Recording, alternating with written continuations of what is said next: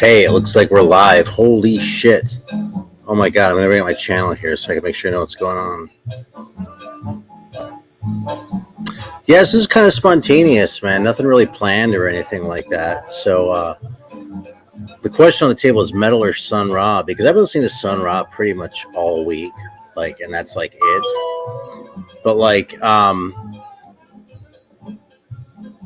I always get a little bit inspired when Dan's on Heavy Metallurgy, the guy from the Colosseum website. I get more exercise when he's on than any other because I keep jumping off the couch to pull shit out to listen to. So, yeah, I have a stack of shit over there. We could talk about that too. So it's a little bit open, I suppose. We could sort of discuss that, whatever people are interested in. I've actually had a couple people ask me lately about doing a hey, welcome, man. Heavy Metal Obscurity. It's good to see you. Thanks for showing up. Yeah, I've had a couple of people ask me about doing like Sun Ra intros, right? I mean, I like talking about Sun Ra records clearly because I do it like kind of a lot, you know. But it's hard to do like an overview because I mean, I literally have like 100 of them at this point, and so you know, even if I just show them real quick, it's gonna go right. It's gonna take forever. I mean, the whole video will be like.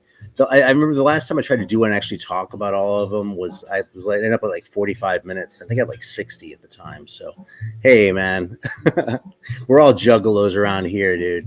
You don't see me do this unless I'm like shouting out the ICP fellowship. Dude, I never gave a shit about that band, but the fucking phenomenon of Insane Clown Posse, I just think is fucking... I don't know. I want to say fascinating. I don't know if that's really true. I was going to say awesome. I don't know if that's really true. But there's definitely something about it that kind of appeals to me, or at the very least, it draws me in, you know? Hey, Valentini, thanks for showing up, man. So, yeah, here, I might as well show what I'm listening to right now.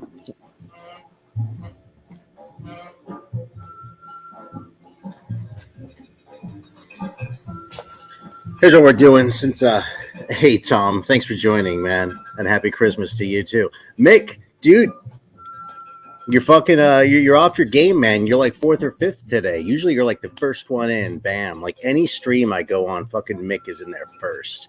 Like, holy shit, dude. It's like he's waiting. So, hey, Louie. Welcome, man. This is what we're listening to right now. It's not really a Sun Ra I'd recommend as far as like one to start with. I specifically got this because it has my favorite version of Love in Outer Space on it. And actually, what may be my very favorite video on all of YouTube.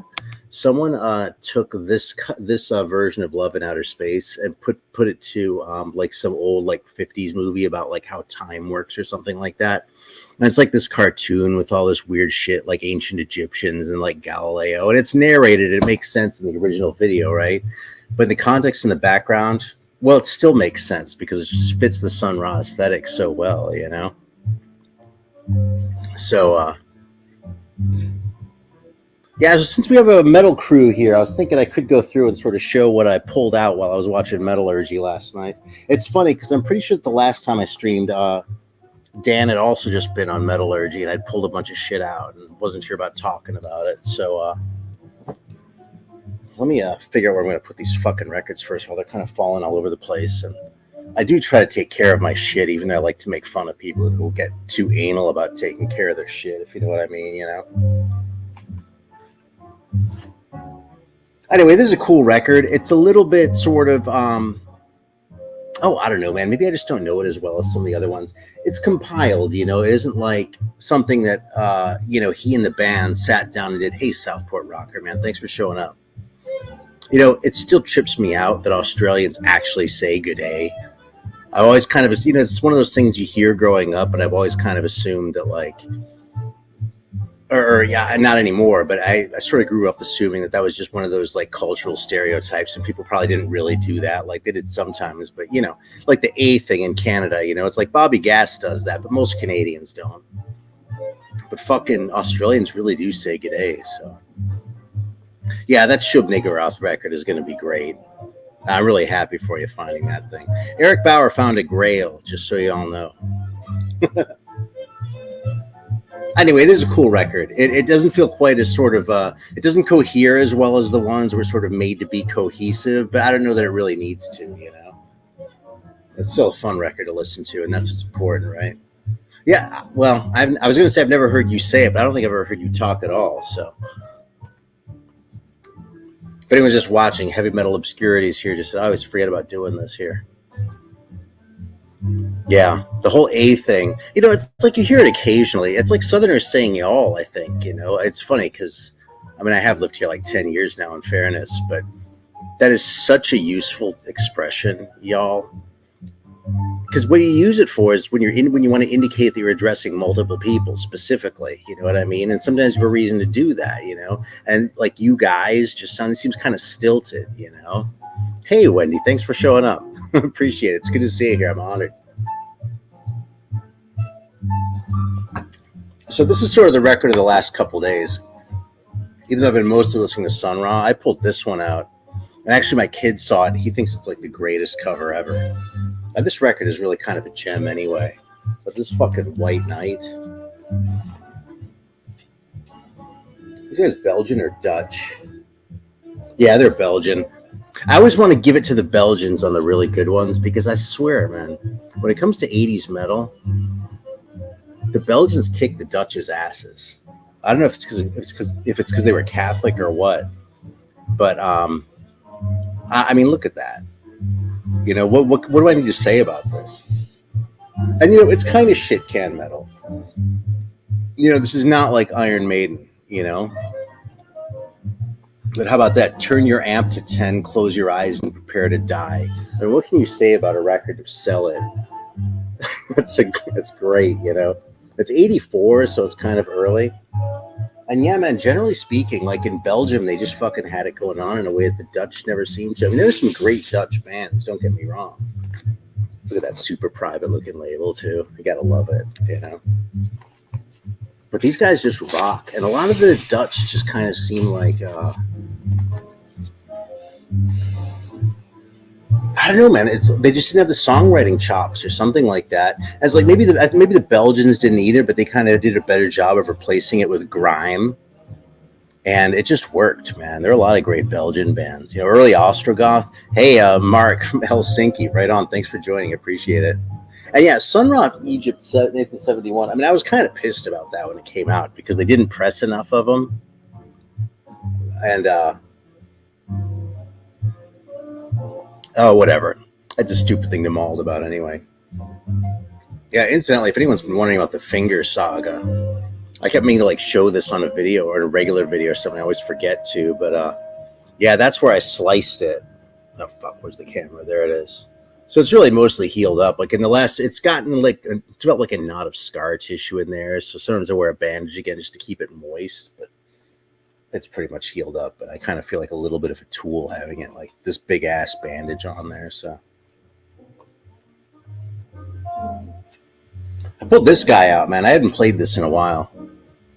It's funny, you know, there are two things I really love about this record other than just like the record. Because of course it's a classic. And frankly, when it comes to like shit can classics, I mean, this goes really well with that White Knight record. You know, I think it goes better with that than like Mercyful Fate, where they were like competent and shit, you know.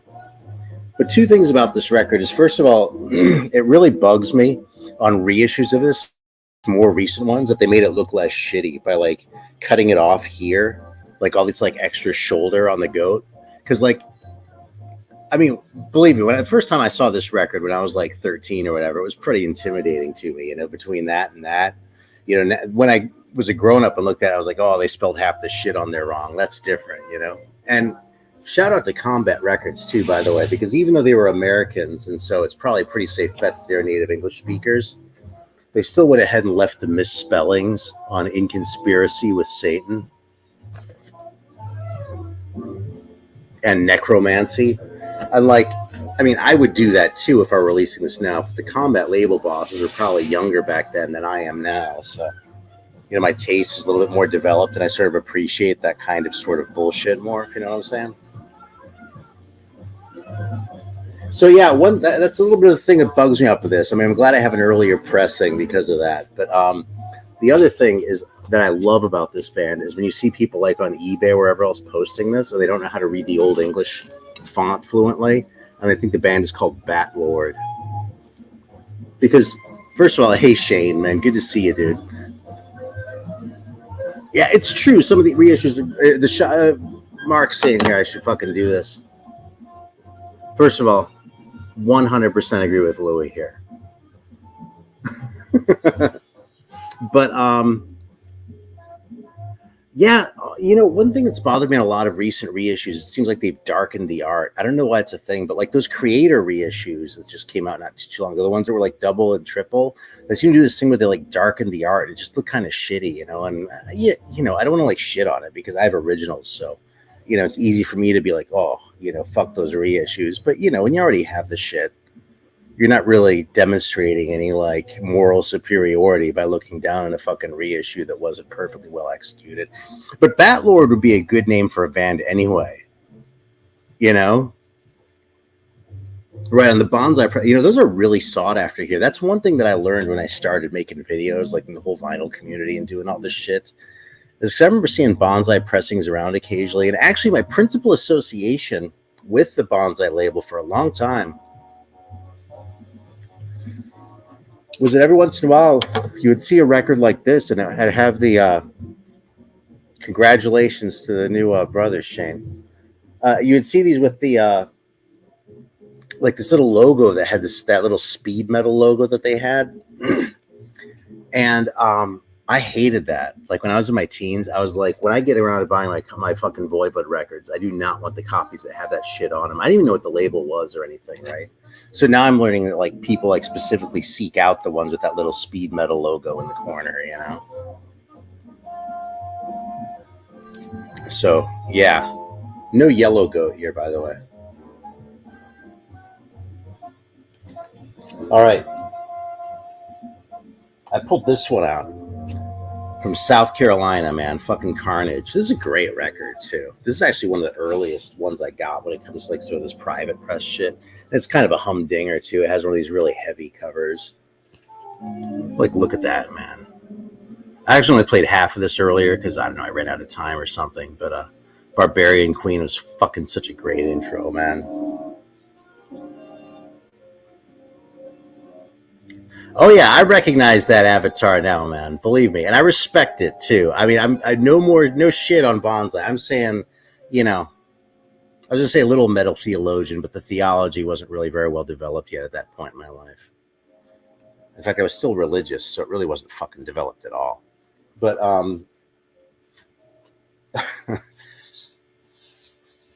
yeah, I would not poo-poo a bonsai press today. Absolutely not. And forget about the sound quality. I mean, it's just fucking cool. You know what I mean? It's cool that it's a Canadian licenses. It's probably not cool that I heard there were issues with bands getting paid on some of those deals. But, you know, what are you going to do? What the hell just happened with this thing? Oh, okay, I figured it out.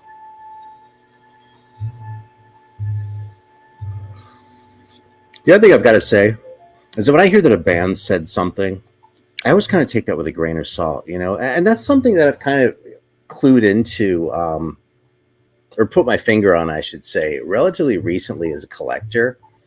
Like one thing that I think I do differently than a lot of collectors is that I don't really give a shit about bands. I'm a lot more interested in records. And that may sound really trite, but I think where you see that really sort of meaning something is like if you watch a channel like Lazarus' channel, right? Great channel, or Scott Waters. I mean, these people are like friends of mine, you know, especially Scott, you know. We're and no shade at Lazarus. I've just known Scott a lot longer at this point. But I've actually never listened to Blood on Ice. And yeah, the Jag Panzer, dude, when your record comes out with that many different fucking covers, you know, there's some shady shit going on, right? And apparently if you're dealing with D.T. Richards too, might be some shady shit there too. I mean, I don't know anything concrete, but I just know that there are people who like got upset after dealing with him. But I'm not one of them. He was good to me, so.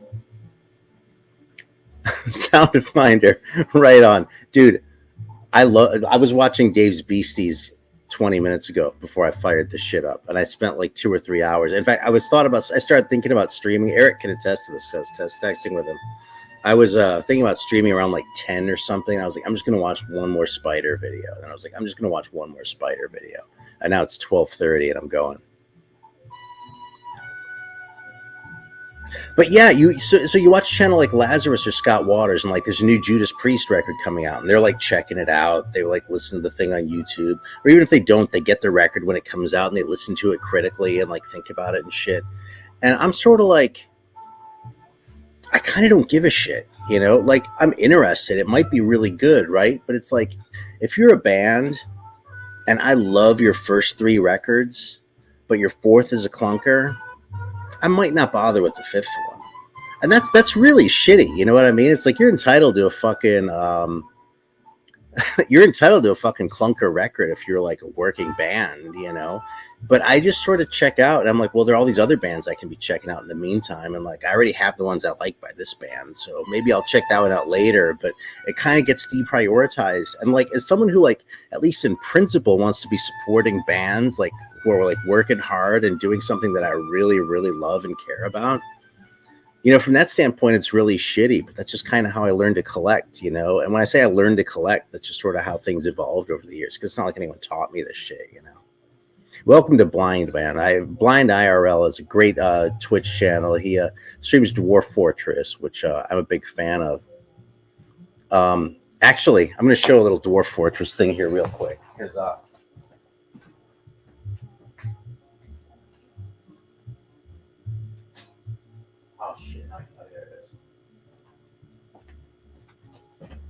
yeah, so I never actually got around to reading this, but I was sufficiently fascinated by the phenomenon of Dwarf Fortress that I actually went out and bought a copy of this fucking book, which you know is called Getting Started with Dwarf Fortress, and it's that thick for a fucking video game, right? I mean, so yeah, so someone who plays that, fucking salute. You know, my first exposure was actually Joel the Vine Sauce guy, but Varg Skeletor.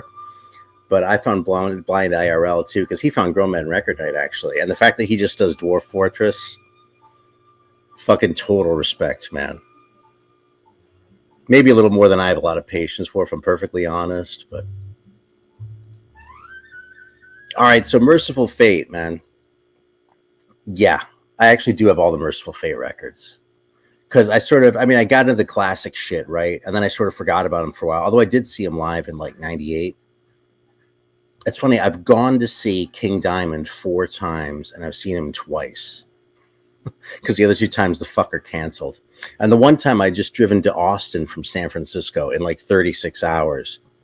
Which is, if you're doing it by yourself, it's fast enough to be a little bit on the not that smart side, if you know what I'm saying, you know. But yeah, there was a show. There was a King Diamond show scheduled in Austin that night, and I was like, yeah, I'm gonna go fucking see King Diamond. And then I go, and he fucking canceled, and I'm like, dude, I drove here all the way from fucking San Francisco, and you can't get your ass here from Dallas? Fuck you, man, you piece of shit, you know. So. Then there was another time I was going to go. I would try to see him twice at the Maritime Hall, but I ended up seeing him in San Francisco twice. I saw him once with Mercyful Fate, and then once with King Diamond solo, which is at the Pound, if you know San Francisco. Neither of these places is still there. So, VK, always good to see you, man. Anyway, yeah, like maybe 7 years ago or something, though, I got really, I don't know, I heard something and went out and got all the later Mercyful Fate records, and they're really all good, man. They really are. But again, was I on top of that shit when it was coming out and like sort of supporting? You know, no, I kind of fucked up. You know, I mean, I don't think I really fucked up as a collector, but you know, if it's about supporting the bands, you know, maybe not the best. Hey, Flat Round and Spun, thanks for joining. Yeah, Vinyl Dreamscape. There you go. You see, Vinyl Dreamscape and I, Scott, I think, right? If I get the names, no, Sean. Sorry, if I think we've mostly talked about musicians who are dead. So I kind of have a little bit less guilt. Like with Sun Ra, you know. I mean, more power to Marshall Allen keeping the thing going. Don't get me wrong. So, all right. Yeah, Dwarf Fortress is one of the most amazing video games ever. That's a yes. It is a PC game. I have heard rumors that they were going to port it to other things, but as far as I know, it's still just PC. But Blind is going to know for sure. Absolutely. Yeah, I was rip shit, dude. Hey, man, it's good to see you. Black Quicksand, right on, man. Welcome. Thanks for coming. You've probably seen King Diamond like 20 times because VK's at a show like every fucking night, pretty much. So, like, it's insane. I'm surprised he ever does anything like online before like midnight or 1 a.m. Central Time. So, all right. Thanks for joining Uncommon Powers. Appreciate you seeing you. Dude, that it's funny about this story here about Mercyful Fate. Like they, it was 2-band bill, but they wouldn't come on until midnight. I heard that Venom used to do that, so I don't know if that's true. I mean, I also heard that Venom like wasn't willing to tour until they were like headlining, which is plausible based on how much they toured in their early days, which is to say, almost not at all. So, gotta flip the record because that's how we do things around here.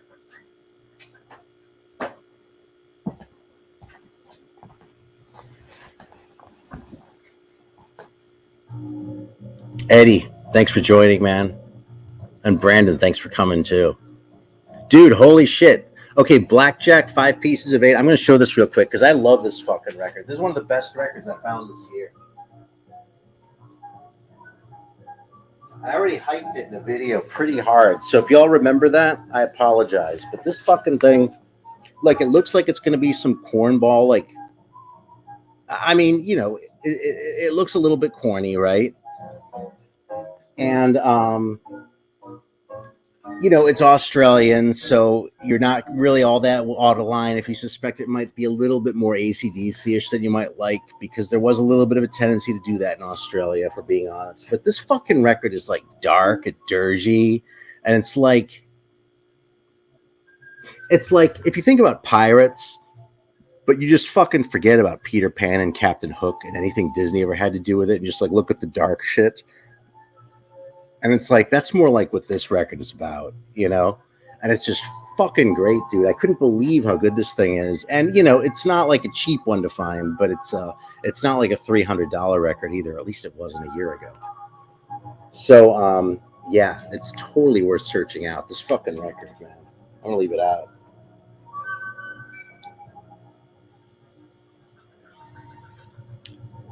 Yeah, production is average. I kind of don't give a shit about production. All right, someone asked about Danzig stories. Hang on. Yeah, so I don't really have any funny Danzig stories that are like actual stories. I will admit that when the first Danzig solo record came out, like I was really into like the Misfits and Samhain and shit like that. And when now I want to check out Cauldron Black Ram.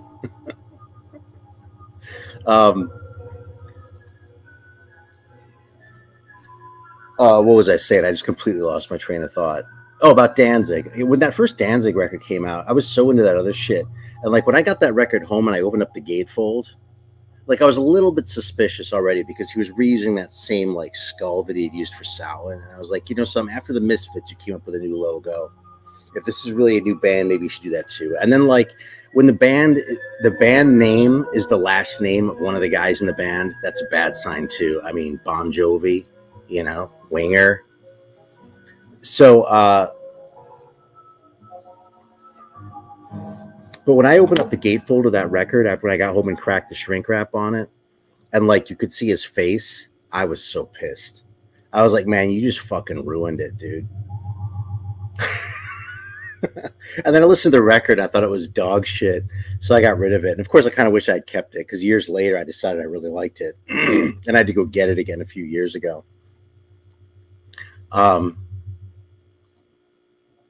Yeah, I really like Green Lung. I don't have the new record yet. I just have one of their records, but it's good. Now, I don't think it's as good as Ararat. And like, frankly, if you give me a choice between a new Green Lung record and one from Argentina, I'm probably going to take the one from Argentina.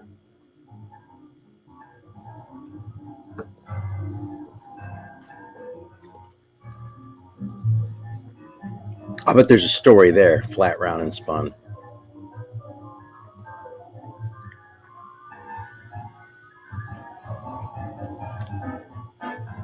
New Green Yeti. You know, I still think of the Zonk Man every time I pull out that Telekinetic Yeti record because it just seems like that band name was made for him to say, Telekinetic Yeti.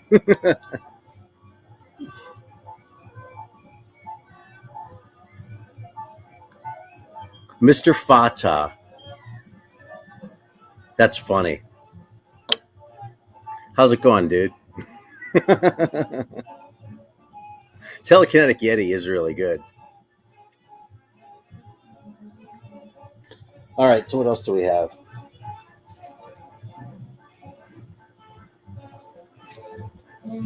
Actually, were we done laughing at this guy? You can laugh at him for another second if you want. Guy thinks he's smart.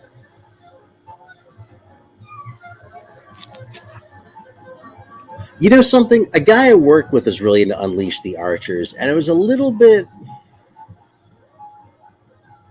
All right, I haven't heard anything pre-Nuclear Blast.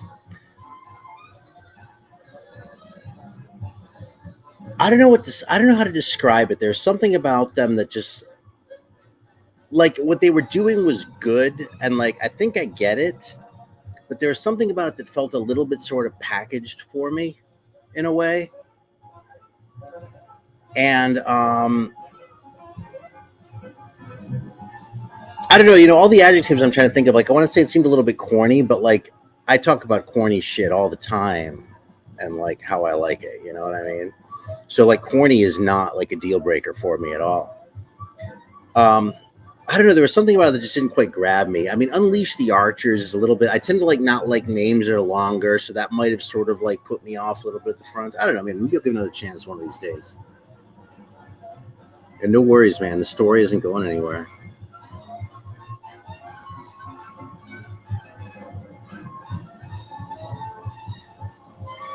Yeah, the Nuclear Blast mold, man. All right, cool. Yeah, see, there we go. Case in point. VK is always at the show, man. If you're working band, you want VK to be your fan and not me. Because I'll come up here and talk about how great your record is, but that's all I'll do. VK will, like, show up, you know. And yeah, I kind of got to agree here. You want to see my copy of that, by the way? Here, I'll pull it out real quick.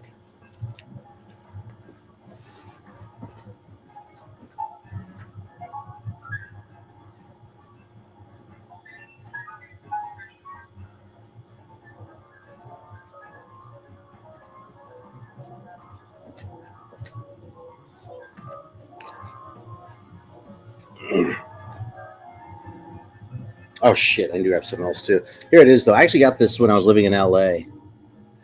It turned up at, it was actually on the wall at Amoeba Hollywood. And I don't know how many, how it works with the pressings and shit like that. You know what's really cracking me up about this one? I don't want to, like, obsess over this for too long, but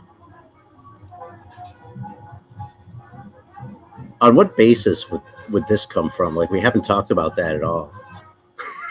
You know what I mean? It's like if he said, you have the worst soul collection I've ever seen. And I'm like, dude, we're not talking about soul records. How would you even, like, make that determination? You know, it fucking cracks me up. All right. Yeah, so it's a UA press, though. Or a Liberty press, sorry. So, yeah, presumably a relatively early one. I'm not going to sit here and make, like, a big deal out of, like, oh, OGs and shit like that. So I think that I think people tend to throw that term around where they don't necessarily know what constitutes an original, especially on old jazz records and shit like that, where these sorts of things aren't necessarily clear. So, yeah, but this is my favorite Amon Duel 2 record. Yeah, and I don't like all their records. I mean, they kind of lost their way a little bit later on, but that is a good record. I mean, that's my favorite. It's just so fucking fantastic, and it's just so crazy and bonkers, like all the weird, like, distortion, and like my favorite song is that Eye Shaking King one, I think it's called, where it has, like, that weird, like, does weird effects on the vocals and shit. It just blows my mind. And there's long jams. Good shit. All right, so let's enjoy this story real quick. I gotta grab something too anyway.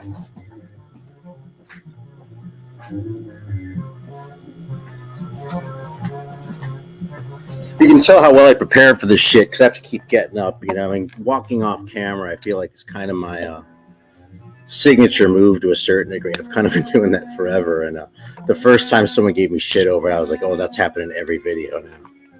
I don't think I'm quite that bad, but that said, I did not expect to be talking about Amandul 2 tonight.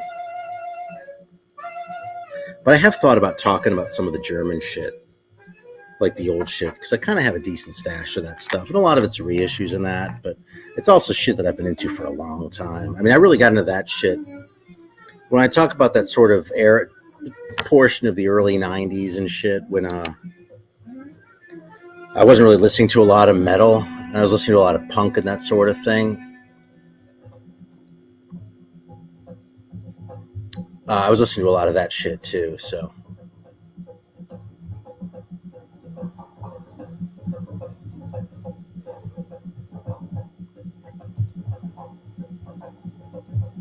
Hell yeah. You know, I don't have Live in London.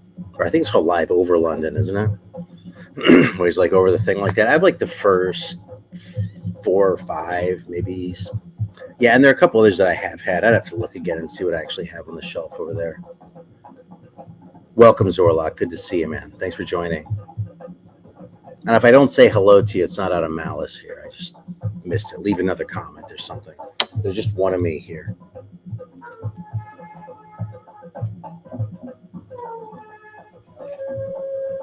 See, I love this kind of Sun Ra shit, where it's like 1 or 2 horns and a lot of drums going on. One of the ones I like to recommend is for the 60s stuff is Cosmic Tones for Mental Therapy. And there's a lot of this kind of sound on there too. Like most of side 2 is like doing that kind of shit. So.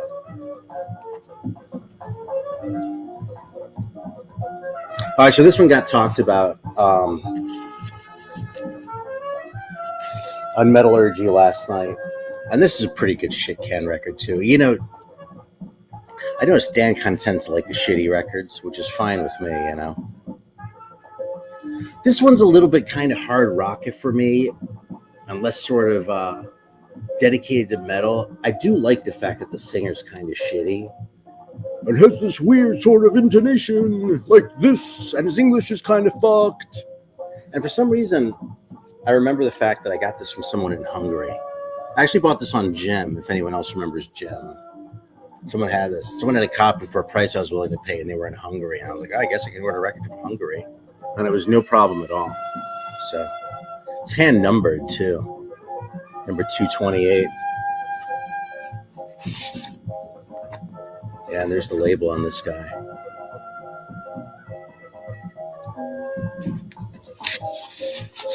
Man. Is that true about Glenn getting his ass kicked by Def Leppard? Because that's fucking hilarious. You know, and he brings it on himself is the thing. You know what I mean? It's like you pose like that and people are gonna fucking give you shit. I mean, talk about inviting trolls, you know? I mean, I'm not even much of a troll, but like, I laugh pretty easily. And like, you give me something fucking to laugh at, I'm gonna laugh, you know?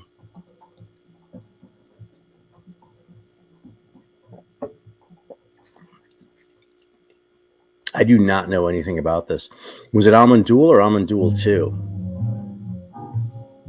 Because Amandul 2 kind of seems more plausible, but who the fuck knows? It doesn't seem plausible to me that Amandul 1 would have gotten as many records out as they did. And would they make like 5?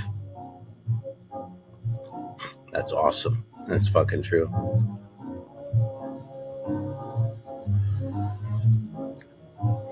All right, what are shit can records? Y'all, everyone else in the chat, you can help me out with this too, but what's a shit can record? I mean, it doesn't like have a specific definition, first of all. It's just like one of the things, but I tend to like records that like have kind of shitty production or like where the musicianship is kind of shitty. If the songwriting is shitty, yeah, Bathory's not a bad example at all. That's kind of how I feel about that record too, by the way. It's not great, but I do like it. I play it. But it's one of those records where I kind of feel like one day I'm going to put it on. It's good, like it's going to reveal its greatness to me. Like it's all just sort of going to open up, and I'll see how awesome that thing actually is. Yeah,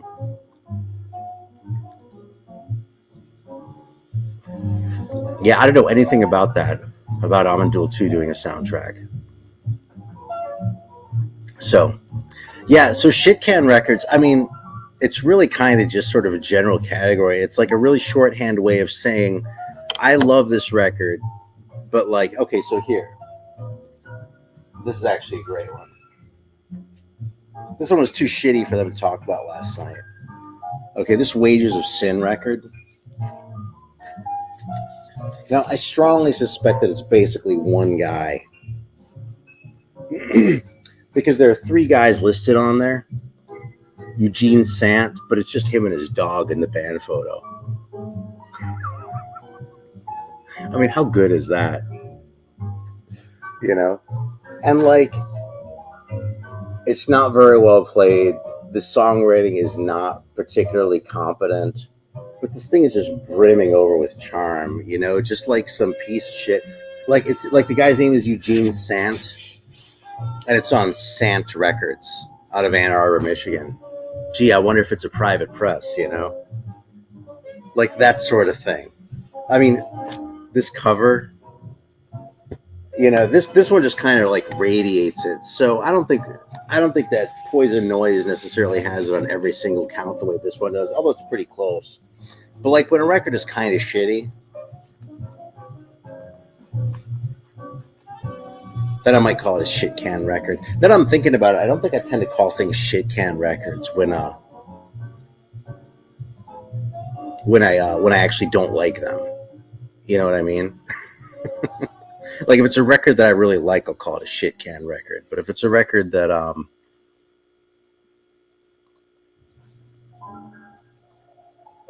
if it's a record that just sucks, I'll just say it sucks, or it's a piece of shit, or something like that, Yeah, Wicca I wouldn't actually call shit can. I mean, they had some shit can attributes like those band photos on the back. Actually, in case anyone doesn't know, fuck it, I'll just grab it real quick.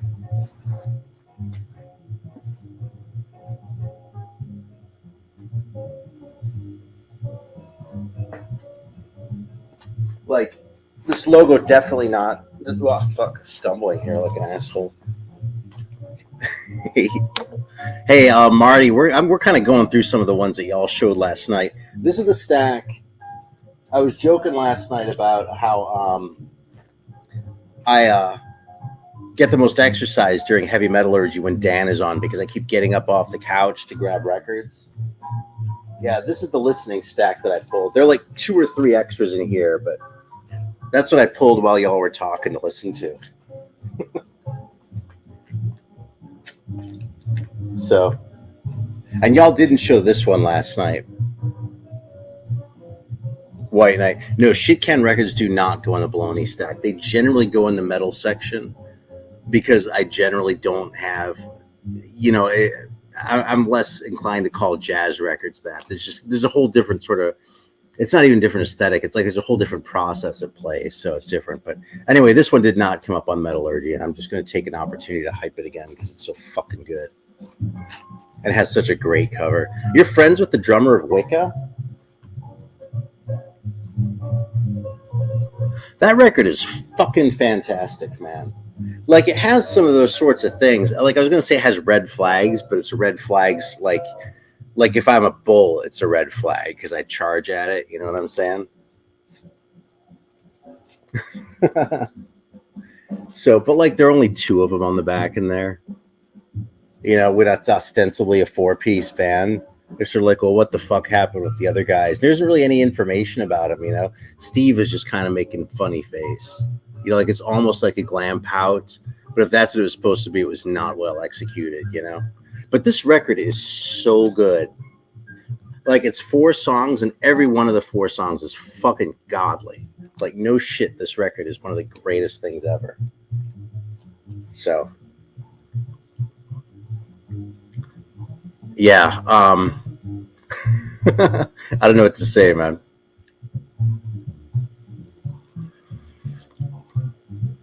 Except that Dan does seem to gravitate towards the shitty records in the same way that I do.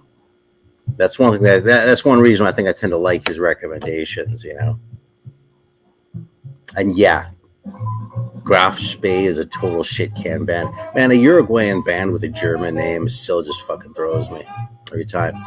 And Nate, it's good to see you, in case I didn't already say that. But they don't go in the baloney stack, they go in metal.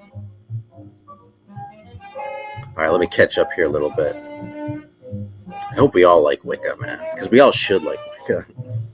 The metal Lou Graham.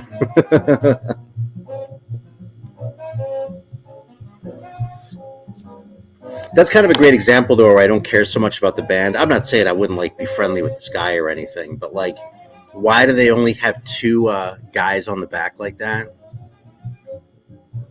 I don't know, but I'd kind of rather make it my own sort of story, you know, sort of have my own like working hypothesis than actually like have it settled, you know, because it's probably something really mundane, like the other guys left the band or they weren't around like on the one day when they were able to hire a photographer or, you know, something like that. But, you know, I can make up my own stories about why the hell things turned out that way, and it's probably going to be more entertaining.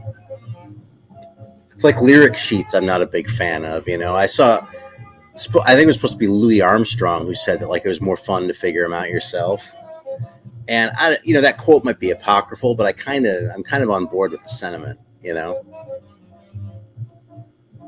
So, yeah, and a huge Venom fan. I mean, aren't we all?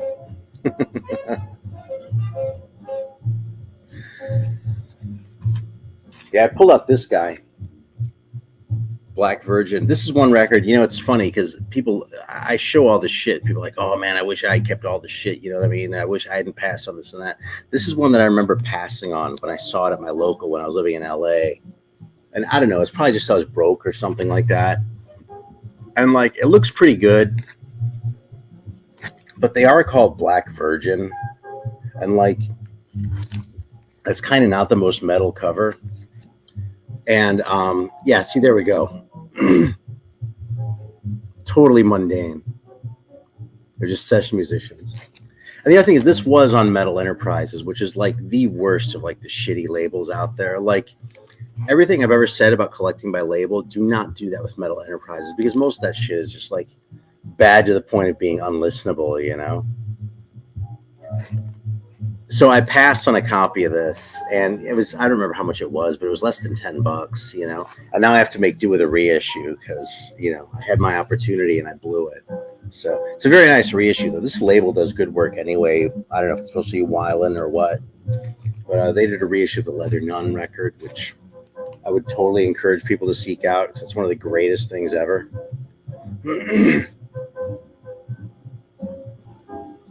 See, that's the kind of story I like. The other two guys didn't want to pay rent for the rehearsal space, so that was how they got back at him. And the thing is, that's plausible.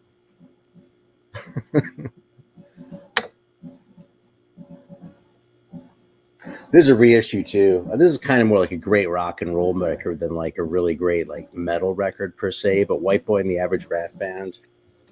This is relatively easy to find now because it's been reissued a few times. This is, you know, this is one that's probably maybe of questionable legitimacy on Roach Records, I think. Yeah, but it does have an address. And a lot of times, you know, completely bullshit labels won't put an address on for reasons that are probably obvious. On the other hand, I've also seen fake addresses before. And like fake URLs and shit too sometimes. So this could totally be a bootleg.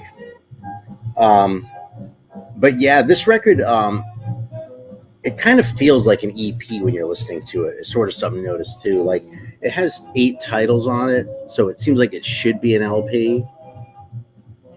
But when I play this record, I always kind of feel like I got 2 songs per side. You know what I mean? And the rest sort of either blurs together or something like that. Yeah, Graven Image. You want to see the Graven Image record? I didn't pull that one out. That's one of my favorite fucking records, though. It's funny because that's not as much of like a Colosseum type record, though, because it's not as shitty. That's more like sort of, it has that sort of epic thing that I really dig, you know? The perfect black and white record. Yeah, I was wondering if someone was going to show this. And yeah, totally, man. You can't argue with the flying V in the name. But Yeah, because I know that Alan has a copy of this.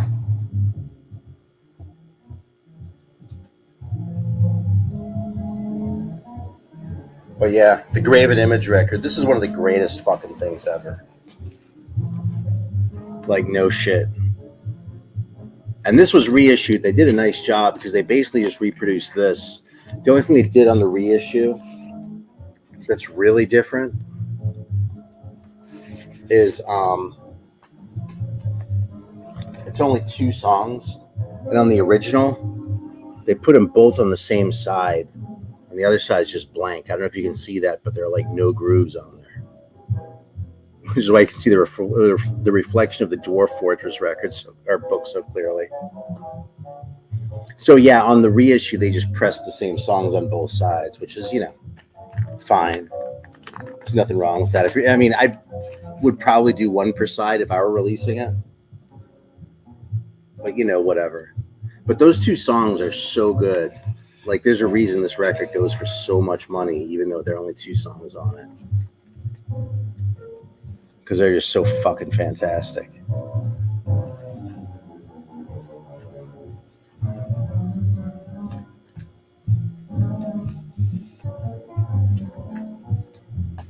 Let's put the question out there to the group here.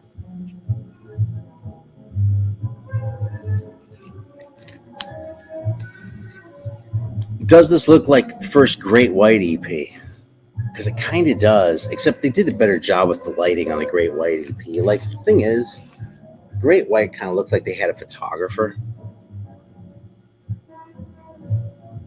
And this kind of doesn't, you know? It kind of looks like it was their friend. Because, like, the photographer might have told this guy to figure out what to do with his other hand. You know what I'm saying? Like, that one, it looks like he knows what he's doing with, but that one is just sort of like they caught him, like, while he was figuring out, like, you know what I'm saying? Yeah, that's interesting. I think you can run into problems pressing shit like that when you try and just press on one side or something like that. So, I don't know.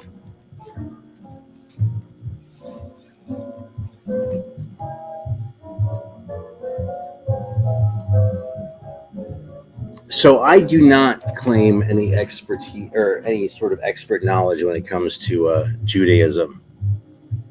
I mean, that does have to do with like the whole sort of rules about keeping the Sabbath, probably. On Hanukkah, though, that's weird. I'm not even sure if that's true, to tell you the truth.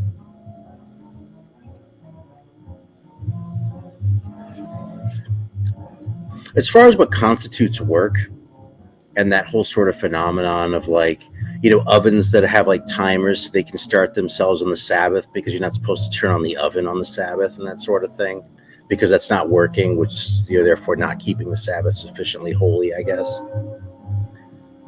But what's amazing about this is one of the things about religion that fascinates me is that like people, I mean, society, you know what I mean? A culture will create a religion and impose all these rules on itself. And then the next thing they do is go and find loopholes in all these rules. You know what I mean? And like, I don't think there's a better example of that than the whole, like, you know, what constitutes work on the Sabbath. Because there's a fucking loophole for everything, man. There are ways to get around just about everything. But it's not just like observant Jews. It's like, I mean, the Amish do the same shit.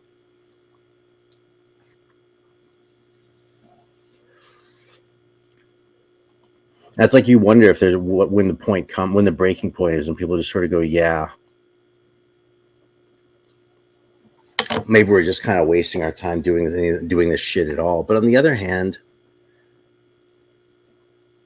you know, there is a sort of sense of cultural identity, and there are other things that people get out of it. You know, it's not like it's just a constant imposition or anything. So anyway, I don't think I answered the question as to why they do it, but I'm sure that's something to do with that. I need another drink.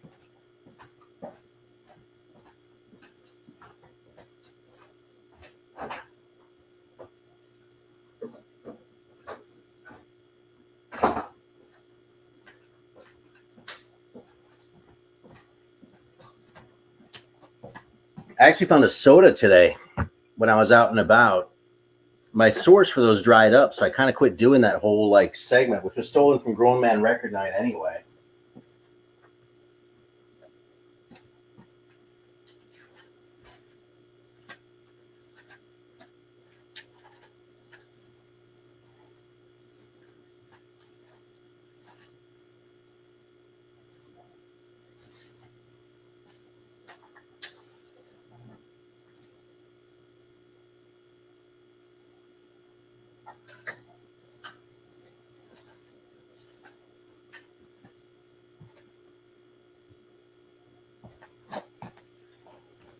Yeah, this one's up now.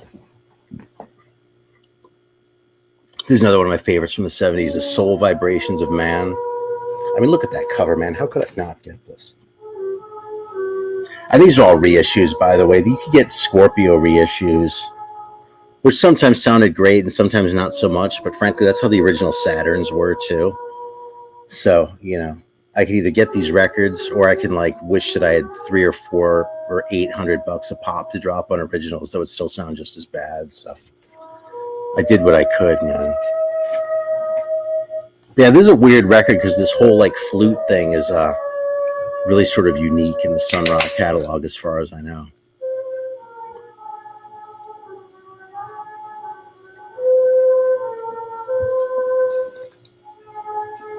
Yeah, so this one came up on Metallurgy, man. This is a Dutch one that's really good. This is the one I was thinking of before when I was saying the Dutch kicked the Belgians' asses. Well, every so often the Dutch would come out with a banger. And the Dutch, it's not like they really sucked all the time. They just weren't up to the same level as the Belgians, right? This really is like a lost, like, new wave British heavy metal record. I mean, they even have the stupid name, you know, with Lady. What kind of a fucking name is that? Lady Killer EP. And check out that drawing on the label, too. Like, how awesome is that? Yeah, one of the things that really sort of marks this record, though, is the cheesy keyboard on it. And I fucking love it. The keyboard on this sounds like the keyboard on this year's Model by Elvis Costello. But these songs are like completely, it's like 1980 level, right? But it's completely metal in intent, you know? Look at that. That's such a new wave picture, too. Like, that's what they were all about. And yeah, I don't remember exactly when this was, but it was like 80 or 81, somewhere in there. It might have been as late as 83, but I don't think so. And apparently the drummer, Frankie Woodhouse, was sort of the driving force behind this band. He was in a couple other bands here and there. I don't know that any of them are particularly well known or regarded by people outside of, like, collectors' circles, but this is an absolute fucking banger of a record. Another one that's just 3 songs. And, like, they're called Stevie, Lost Child, and Angels of Beware. Yeah, it's 82, by the way. It says it right there. Absolutely fantastic record.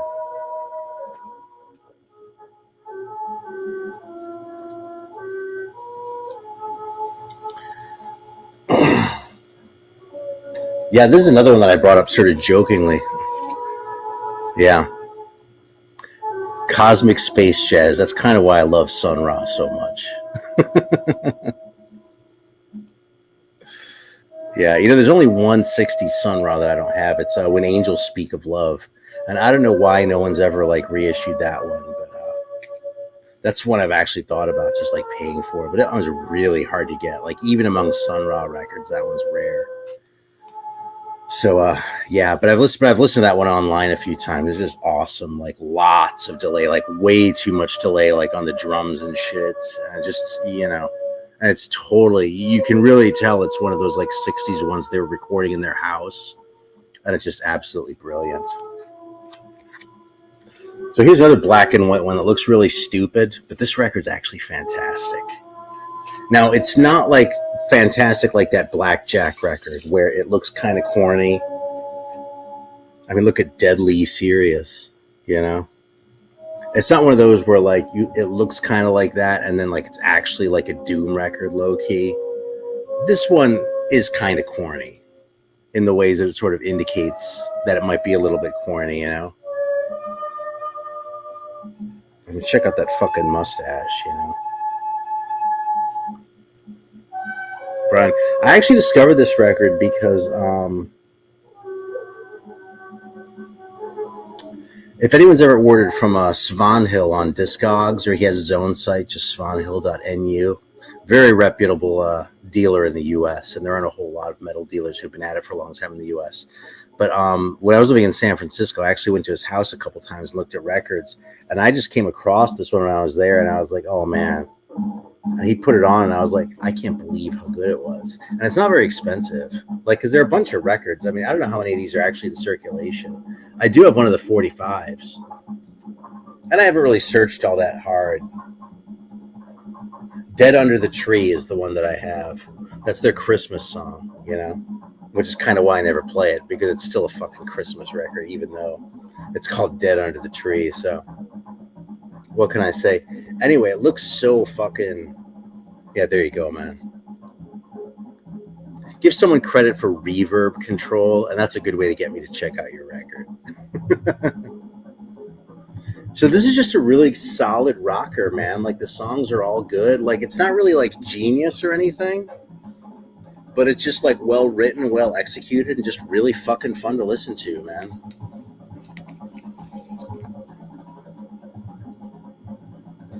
All right, Ash, first of all, welcome, man. Thanks for joining. Yeah, Tsunami kind of sucks, though. That's kind of crappy, but I wouldn't call that a shit can record, because if that suffers from anything, it's from trying to be too professional, you know? Now, I've softened on that record a lot. When I first got that thing, I hated it. And the last time I put it on, I was like, yeah, you know, somebody can kind of get behind this, you know? I chalked that up to me sort of having mellowed with age a fair bit. You know, when I was in my 20s, it was too, like, poppy and shit. Now I'm like, oh, I can handle a little extra fucking cheese, you know? It's like bands like Foreigner don't bother me so much either. It's the same sort of thing. Except Tsunami isn't anywhere near as bad as Foreigner, so I got into him sooner, you know?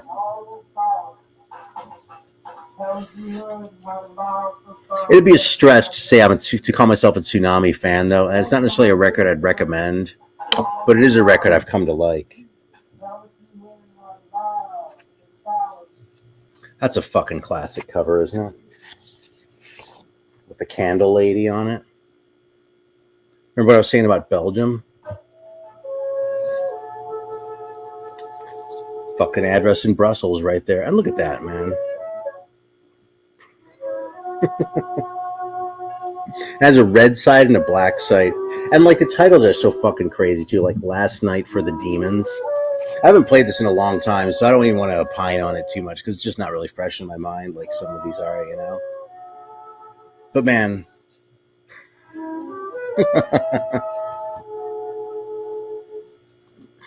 it just radiates quality, you know? I remember this record being a banger. It's heavy and dark, and it's like... when you get one of these sort of, especially cheeseball looking ones, because this one's kind of goes both ways too, because on the one hand it's super shitty, right, in a way that's great. On the other hand, the candle isn't really the heaviest thing to have her turning into, you know. So yeah, it delivers on the good shit and it leaves the dumb shit to the side. So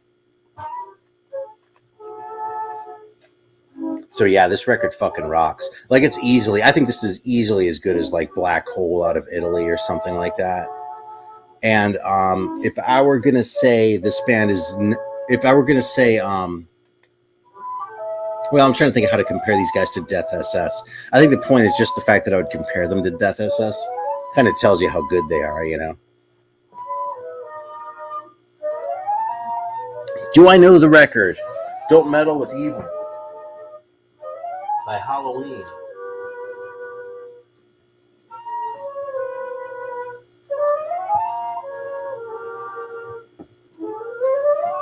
Well, shit, would you look at that? I actually got this when I was living in Austin.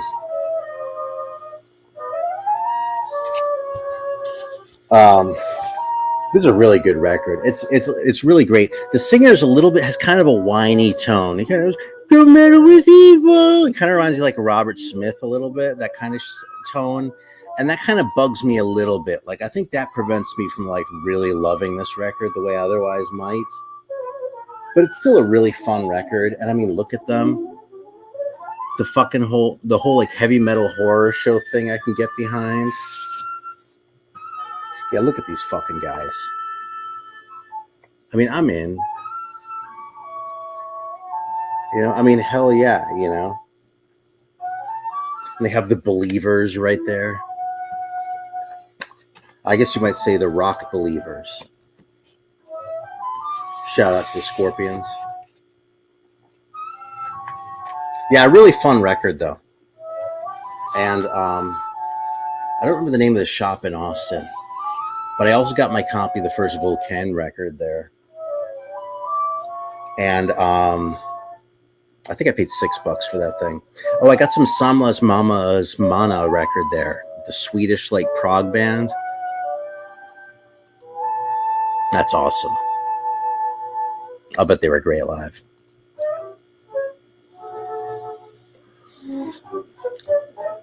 You know, Kalamazoo is the only city in Michigan that I've actually been to. I went there on some trip when I was like in high school or something like that. But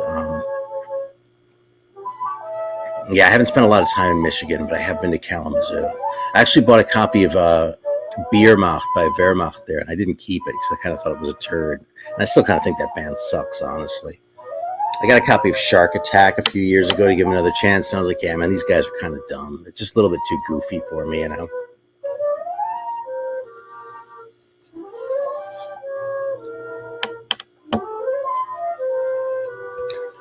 This guy got discussed. The Canadian Overlord, not to be confused with any of the other Overlords. You know, it's funny because I'm really kind of two minds. This came up in a comment section not too long ago. I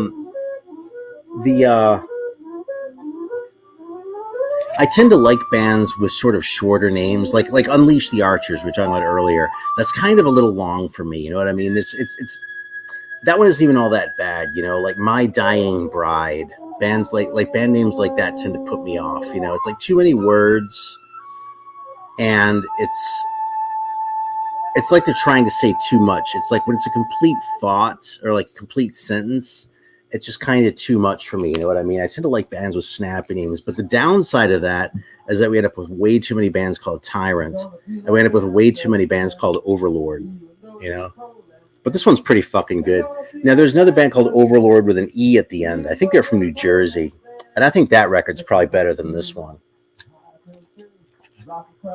But, yeah, that's a good one. All right, let's see what we have. I do not have any Dayglow Abortions records, but the first time I ever got a Dayglow Abortions record is my uncle. You know, the cool uncle?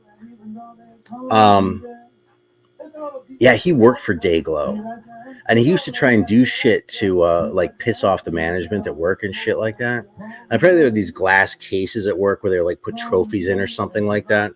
So one day he like gave me like $10 and he was like, hey man, go get me a Dayglow Abortions record next time at the record store. Because I like want to make a Xerox of the cover and like stick it in the fucking thing because it'll piss off the boss. So I went out and bought a copy of Fetus of Fetus. Because that was the only one I found. I probably would have gotten here today, Guano tomorrow otherwise, but I didn't know anything back then anyway. So I didn't really think a whole lot of them. And, yeah, and I don't know if he actually ever followed through on that. I know I tried to give him the record. He told me to just keep it. I ended up selling it at some point, you know. But, yeah, that's my Dayglow Abortion story. And, yeah, no Bullet for My Valentine. Yeah, that's cool. All right, Pentagram. Do I have any Pentagram records? Let's take a look. I don't have, like, the 45s.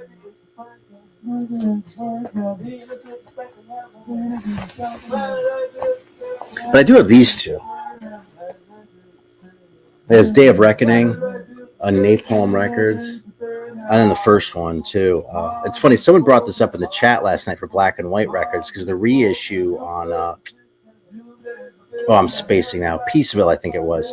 The reissue just had a black and white cover with like a pentagram on it. I was like, the original didn't have that. And Alan's going to know that. So they're not going to, and Dan's going to know that. So they're not going to show the fucking first pentagram. That's one of the all-time greatest like band photos, too, isn't it? You know, it's something that personally I never got as like excited about these 80s Pentagram records as I did the 70s stuff. I spent a lot of time listening to like I mean, I've had a few different comps, and I have one of the 45s, but just one of them. I have a copy of Living in a Ram's Head up there I'd have to find. But I spent a lot of time listening to the 70s stuff and like, you know, the Forever My Queen era stuff and all that kind of shit. These, though, it took me longer to get into, and I never really fell in love with them the same way I did with like Candlemass or Witchfinder General at various points, you know? Which kind of makes me feel like I should play them again because it's been a while. So, yeah.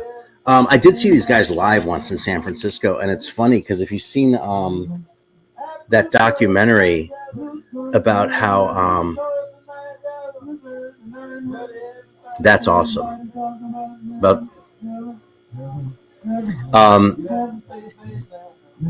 anyway, yeah, apparently the show that I went to was the one where in that documentary there was like this whole thing because it was supposed to be this big like comeback for Pentagram, but Bobby Liebling was like all cracked out or something like that, and like whether he was going to make it was a big question, and everyone was kind of freaking out, was Pentagram going to come back? And then like they came out and like it was a great show and everyone loved it and they all lived happily ever after, right? Well, that's a show. Is that actually got a T-shirt?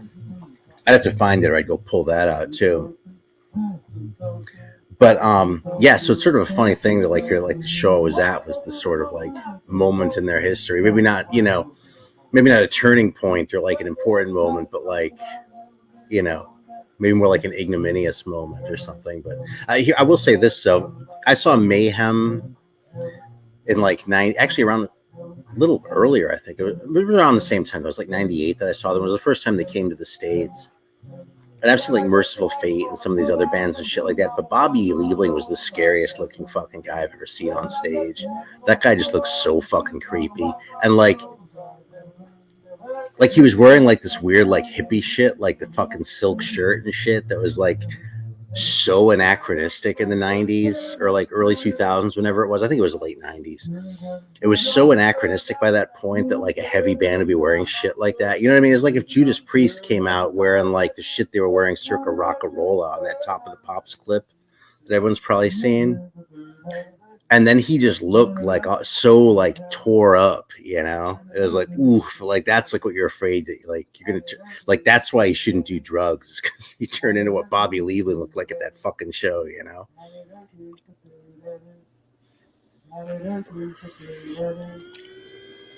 I've recently been won over on Annihilator. Yeah, because the whole like Alice in Hell thing I thought was a little bit corny. But I heard people talking about them, hype them, and I finally got a copy of that record not too long. I just have a reissue, so I'm not going to necessarily grab it. But I was like, yeah, this is actually pretty fucking good, man. So yeah, I'm on board with Annihilator. But I don't like have the like in-depth knowledge of their catalog that some of the people who make videos like this do. So don't expect too much from me on that front as far as thoughtful critique. Yeah, see, I totally believe that.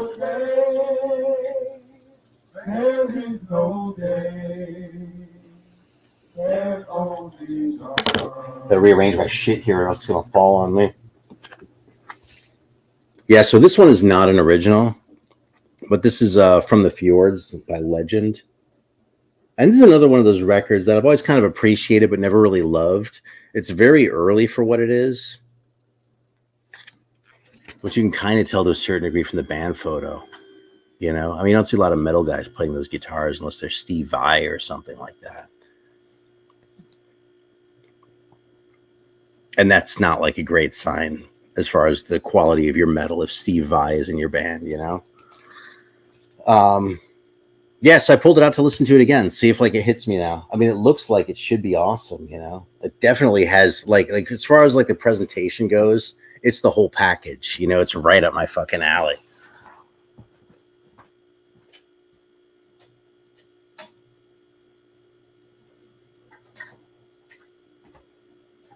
That is one reason why I like to keep this stuff around. I'm gonna sit here and like talk shit about a record, but then I'll go change my mind about it too.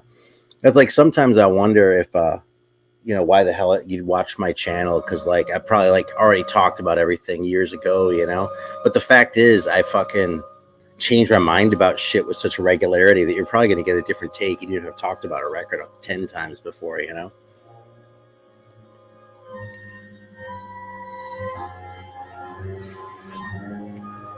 Zeiche, like a sickle? I do not know that name. And Legend is kind of a generic name too. You know who I really do like? Well, to tell you the truth, I have records by 3 different Legends. Because there's that British band too, right? There are 2 British bands that I have records by. I'm sort of being specific there because there are probably more. Let's see.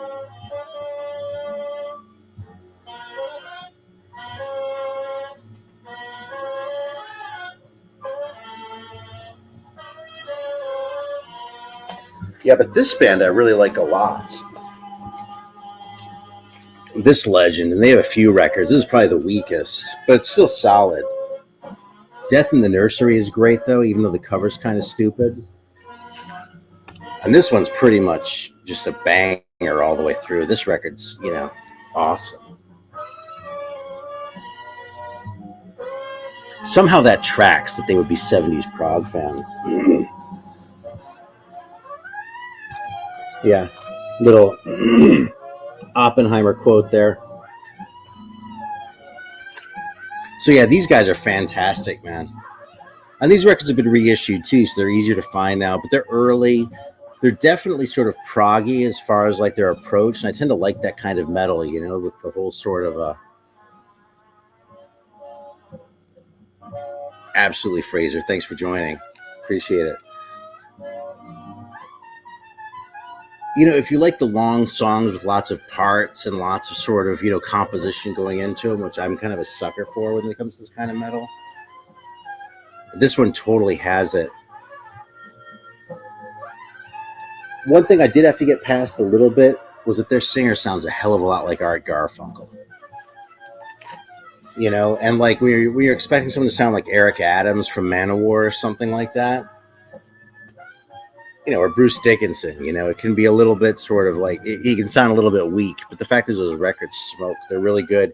And see, they don't have like a really great front man like that in that sort of a way, but what they do have is that sort of garage quality, you know what I mean? That sort of intimacy that you get from the really good, like new wave British heavy metal records too. So the other thing is there's also the band from Kent. These guys are from Jersey, I think. And then there's a band from Kent that just put out 145, and I have that too, but I don't feel like pulling it out right now. It's over there. I've been showing so many 45s that y'all are probably sick of them anyway. You know, believe it or not, I've never seen Maiden. And I've not heard the new Bruce Dickinson. Totally agree. All right, I missed this comment. I want to read it real quick.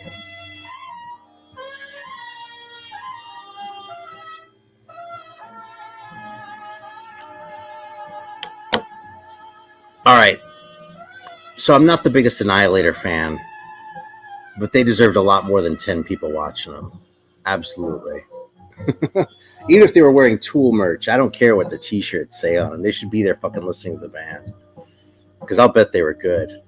I'd go see Annihilator before I go see Tool, personally. I've got no beef with Tool. It's just not so much my thing as Annihilator is, you know. Yeah, that's some really good shit, though. So here's another one. People seem to appreciate Cutty Sark, which is a little bit surprising because they're kind of underground, but I haven't seen other people showing the original of Hard Rock Power so much. I actually bought this not too long after I moved to South Carolina. I found it at a record show. My record dealer friend in Columbia put me onto this thing. And look at how old-fashioned these guys look, by the way. Like, this is already 83, but those guys still look like they could have come out of the 70s, all those mustaches and shit. Yeah, but the other thing about this, it came with a sticker. This thing got reissued on, I think it was Mausoleum. Their LPs were both on Mausoleum. And I think the reissue of the EP was, too. But this is the original, and it's just a few songs, and it's more sort of hard rocky than the other ones, you know? It's not as fully developed as Die Tonight is. But this is a really cool record in its own right, you know, especially if you like that more sort of primitive metal sound, you know? That sticker's kind of, yeah, I'm not exactly going to put that on my guitar. I'm going to save that forever. Because, you know, I have so many guitars around, you know?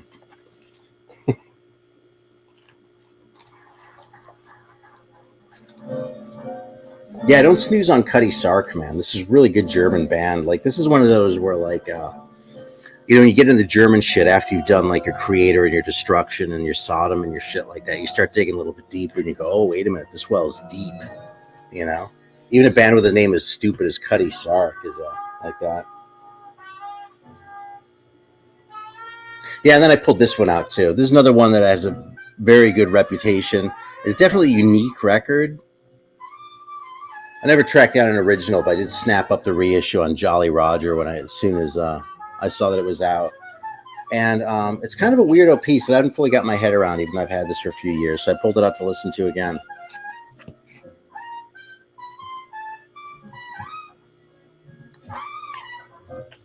Hawk, huh? Are we talking about this guy? Or these guys here? Hang on a second.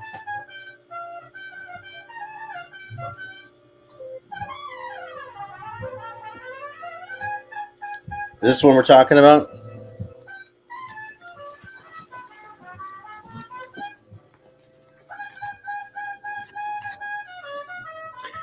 Because this record's kind of a turd.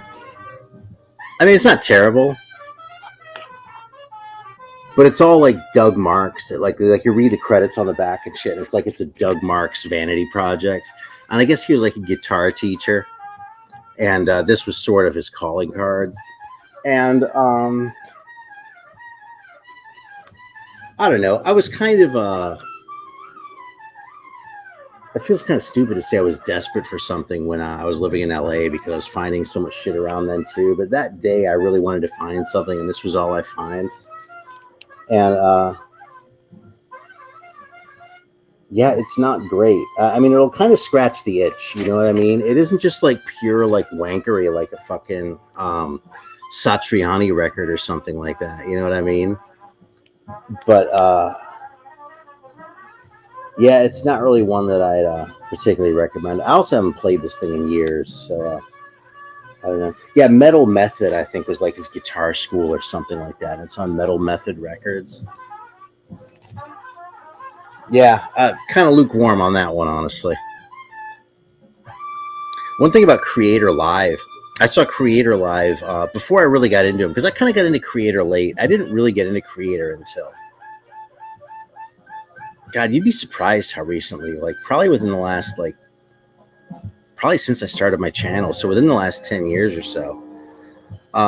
You know, I always kind of respected Creator, right? But the first one I got was Endless Pain. And I still think that one's kind of, I wouldn't say it's a slog to listen to, but it's not an easy listen. And I just think that Pleasure to Kill and the next couple after that even are just a lot easier to sort of put on and just go, yeah, you know, and fucking does it. You know what I mean? It's all right there and it delivers, you know.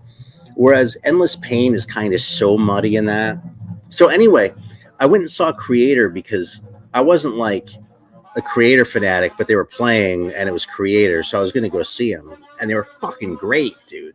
I was so blown away by Creator. It was a Friday night, and the next Saturday I got up and I put on my copy of Endless Pain again, and I was like, this still isn't really doing it for me, man. And so there were like a few years there where I was like, yeah, they were great live, but their records just whatever. But it was just that one record, you know. And I've kind of come around on Endless Pain. It's still not my favorite Creator. But so that's relatively recently. If it was Gods of Violence, I'll bet they were still good though. You know what? Low key might be my second favorite Creator record after Pleasure to Kill is Enemy of God. I think that record is fantastic, and I'm on board with. I'm spacing the titles of the next couple. Terrible Certainty and then Extreme Aggression was what I was trying to think of. I'm definitely on board with those records, and I'm on board with Coma of Souls too. I think the next one after that. I never really dug into the techno shit because I don't really follow bands that way. You know what I mean? It's like it's about the records for me. So I sort of have my dose, and like now I want to go like get the other shit, right? Like new shit that I don't already have records by other bands.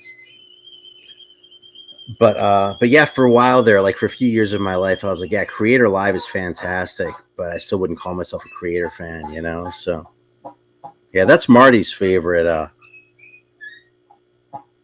Creator record. If he's still around, he'll be hyping that for sure.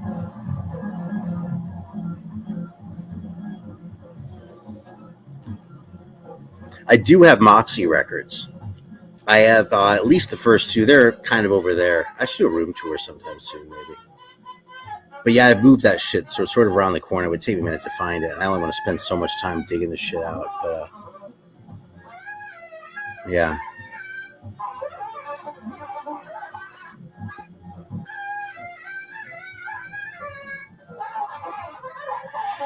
And yeah, I mean, Incubus is another one of those bands. I mean, I have at least like I can think of three different Incubus record or bands called Incubus that I have at least one record by without even like trying too hard. So, you know, I don't know. I guess they were trying at least. You know what I mean? Like if they're calling themselves Incubus, they're telling me something that I want to hear. You know, they might not deliver on that. Like the Incubus to put out that LP on Guardian. It's kind of lame. Yeah, to the Devil a Daughter, exactly. You know, it's. I really want to love that record, dude, but I just haven't been able to bring myself to. You know.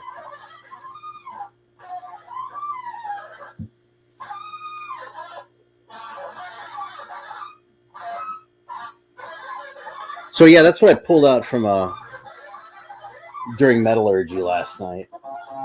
I actually had a couple others here that I pulled out that I hadn't gotten to because I've been listening to Sun Ra all week.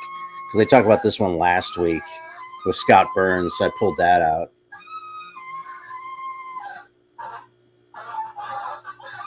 And then this one. Such bangers, both these. And incidentally, this record I kind of feel like I owe a debt of gratitude to because I early days of eBay, right? When you can get all this shit without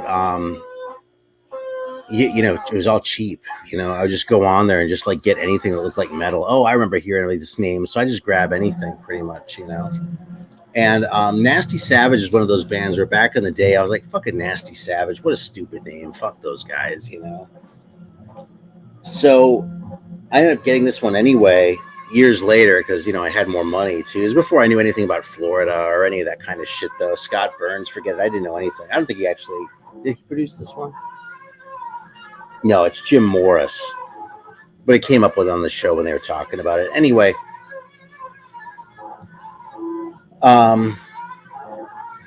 yeah, anyway, I put this on and I was like, holy fuck, this record is fucking good, man. It's really like heavy and intense, but it's not really thrash. You know what I mean? It kind of has that attitude about it, that sort of thrash spirit without being a thrash record in terms of the speed and the velocity.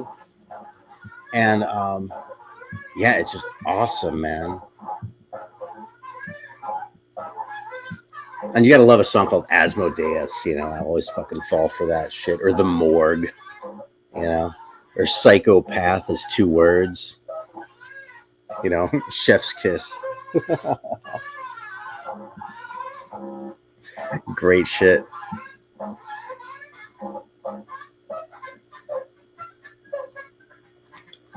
All right, what's the question, man? Go for it. I think I showed that Incubus LP recently. But over here, fucking, I'll just pull them out. They're right here. I think.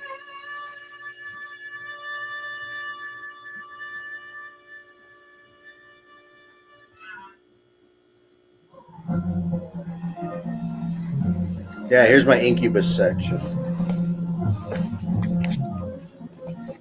So you got this one. His records are pretty easy to find if you don't mind him saying opprobrium on them instead of Incubus. And then this one, which I actually got because Dan hyped it on the Colosseum website. It's like Morbid Angel related or something, I think. It's good. It didn't really rip my face off. But I kind of think I got this at the wrong time in my metal development. And then this one on Guardian, which I really want to be good. I mean, look at that. This record should be awesome. You know, it just has it. Like it has like the evil art, but it's shittily executed enough that it should be just right. You know, it looks kind of cheap. And that label, man.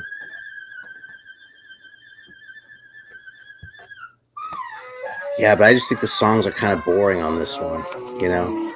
Yeah, Heavy Metal Museum, that's the guy who, I mean, he's mostly like a record dealer at this point, I think, but I know he's trying to do the Heavy Metal Museum like as a real thing, and he's been like building a collection of all sorts of like super obscure shit, like test pressings and like acetates and all that kind of crazy shit. So yeah, I mean, more power to him. He's a good guy too, a reputable dealer as far as I'm concerned. I haven't bought anything from him in a while, but I have many times, and like, I totally vouch for him. It's like somebody to not be afraid to buy from.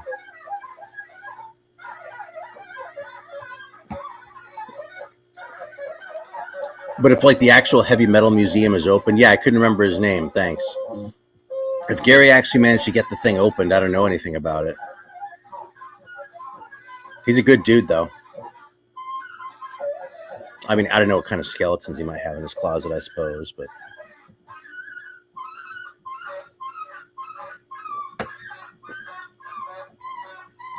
yeah, I'll tell you, man, the early days of eBay were like, people romanticized the 90s, and I did find a lot of great shit in the 90s. But, and when you found shit, it was cheap. You know, I've talked about the test pressing of that Running Wild record, Branded in Exile, that I got for like $4 and shit like that. But you had to find the shit, you know, and it wasn't necessarily going to turn up. And I was living in San Francisco at that time too, so it's not like I was out like, you know, in the middle of Wyoming or something where nobody lived. So of course you weren't going to find any records.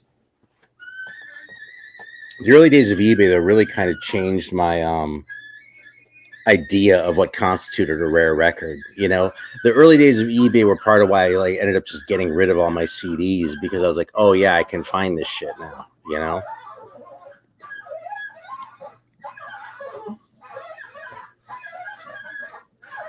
And yeah, back then shit was cheap too. I would just check shit out. I mean, yeah. And lucky for me, I managed to keep all that shit through some sort of hard times and that sort of thing. So here we are. Yeah, I respect him for keeping all that kind of shit. You know what I mean?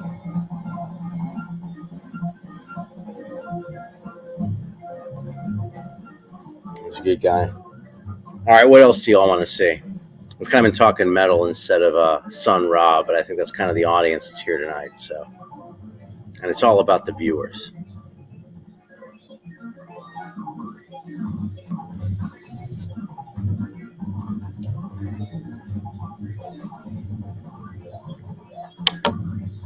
I'm trying to think what other goodies I have to show here.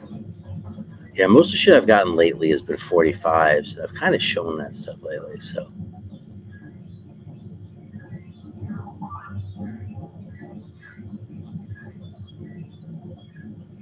Have I heard of who? Here comes suspense is killing me. Have I heard of Satanic Rites? Yeah, you want me to get the 45s real bad? Here, I'll grab it. They're okay. They're not great.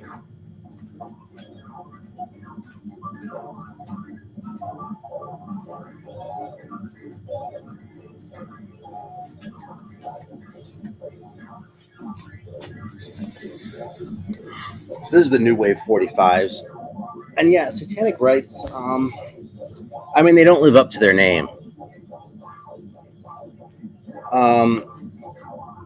They kind of belonged on heavy metal records in that they were kind of charming and kind of fun, but not really like fantastic. This is the guy we're talking about, right? They also made a couple albums like a lot later in the 80s. Like I think they made one in 88 and one in like 90 or something like that. And this single is like 81. So there's a big time lag. Look at this fucking high budget cover, by the way. It's just a fucking piece of paper.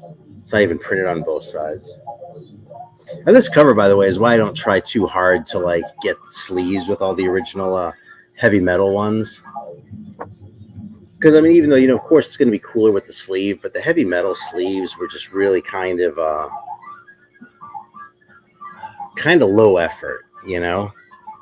Like, if something looks like, if a record looks like this, I'll make a little effort to get it with a sleeve, right?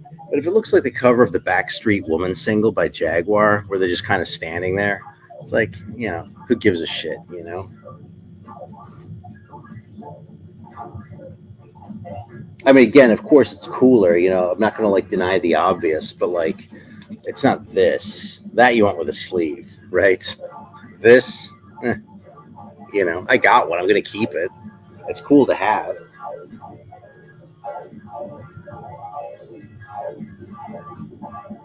Oh shit.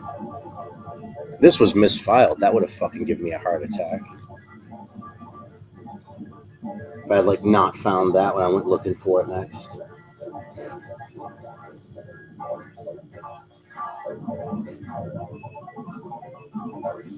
Yeah, I just made a deal on this one kind of recently too. I'm really fucking stoked to have that. The stars kind of aligned right, but I've been keeping an eye out for this for like 20 years. This is another one that's a good example of a record that has a sleeve that's like really, really expensive, but like not really worth it based on like what it is. Just it's just like a black and white cover with a logo on it, which is kind of cool, but not like, oh fuck yeah, it's just sort of kind of cool, And then there's an insert, but the insert's just like a picture of them standing there too. It's funny. Someone recently was like, I was talking to someone recently about like things to do or not do with the band. Might be someone who's in the chat tonight, actually, but I don't necessarily want to out him against his will. But I was like, dude, whatever you do, don't put a fucking band photo on your record. Because unless you're doing something like on that Halloween record, like, okay, that's fair to have a band photo if that's what your sort of like your image is like, right? But if it's just going to be a fucking picture of y'all standing in front of like a steel mill or something like that, you're just going to look like a bunch of tools. Here we talked about this one before too, since it's here now. These are the guys from Kent.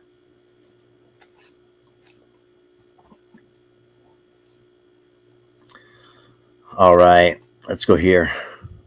Railway is really good. I like Railway a lot. I have the first one and the third one. And the first one is definitely more like a metal one. The third one, Climax, is more like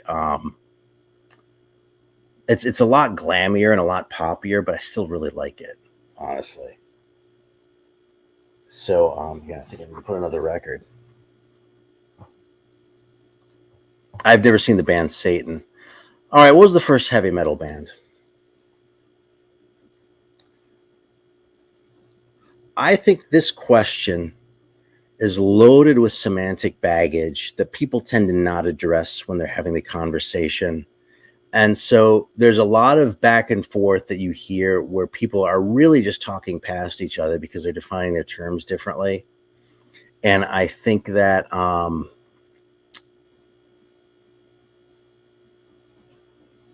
I think people end up going down the wrong rabbit holes when they're having that conversation. So, hey, man, good to see you, dude.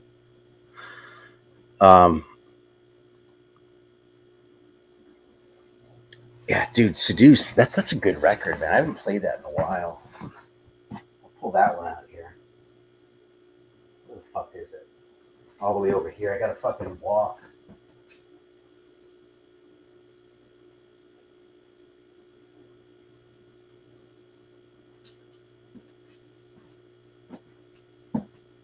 Yeah, this one, man. This record is way better than it looks because it looks corny as fuck. That's not the greatest thing ever, right? But it's a really fun record. All right, I'll pull out some Dorsal Atlantica in a minute. So the first heavy metal band, the meaning of the term heavy metal has changed with the time. And it's changed to the point where I kind of feel like heavy metal is whatever the current generation thinks is the heaviest thing around. You know what I mean? Because, like, I don't have any original Dorsal Atlanticas, by the way. I just have a couple reissues. You probably have them all anyway, Eric.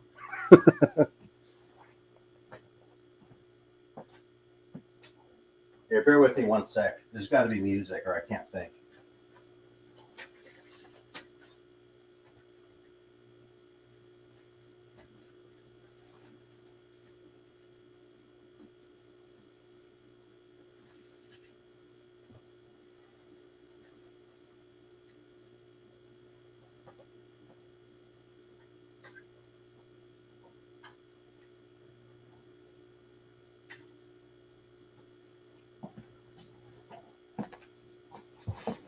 This is my weird and maybe sketchy reissue of Symbols by Sun Ra. I love this though. This is one of the ones that supposedly was recorded for Impulse, but not actually released at the time. So yeah, I found this version of it. There's a you can probably get it at the local record shop though. There's a newer edition of it out there. So the thing about metal is, if you look at like the early 70s, they were calling shit. I mean, Black Sabbath was heavy metal. They called Led Zeppelin heavy metal, right? They called Aerosmith heavy metal. You know, Ted Nugent was heavy metal. You know, Blue Oyster Cult, absolutely heavy metal. Then after the new wave of British heavy metal, metal became a lot more stylized, you know, sort of starting in that era. And I would actually say that the first sort of modern sounding heavy metal record is probably Stained Class by Judas Priest, because that record really has the whole package of what you would expect to hear on a really good 1980s heavy metal record. You know what I mean? The dual guitars, the songwriting, the sort of grandiosity of it, and that sort of thing. I really think Stained Class has that whole package, and it has it in 78. Sabbath really never sounded like that, unless you want to go to maybe Born Again or something like that. I suppose you could make a case for the Dio records, but those early Ozzy records, they're heavy, but they don't sound like modern heavy metal as it sounded in the 80s. You know what I mean? Once the thrash and especially the death stuff came along, people started reassessing whether that earlier shit was heavy metal. You know what I mean? And recently someone was talking about they heard someone saying that Iron Maiden wasn't really metal to them. And that's kind of what got me thinking along these lines. It's that Iron Maiden doesn't sound intimidating now the way it did in 1983, you know? And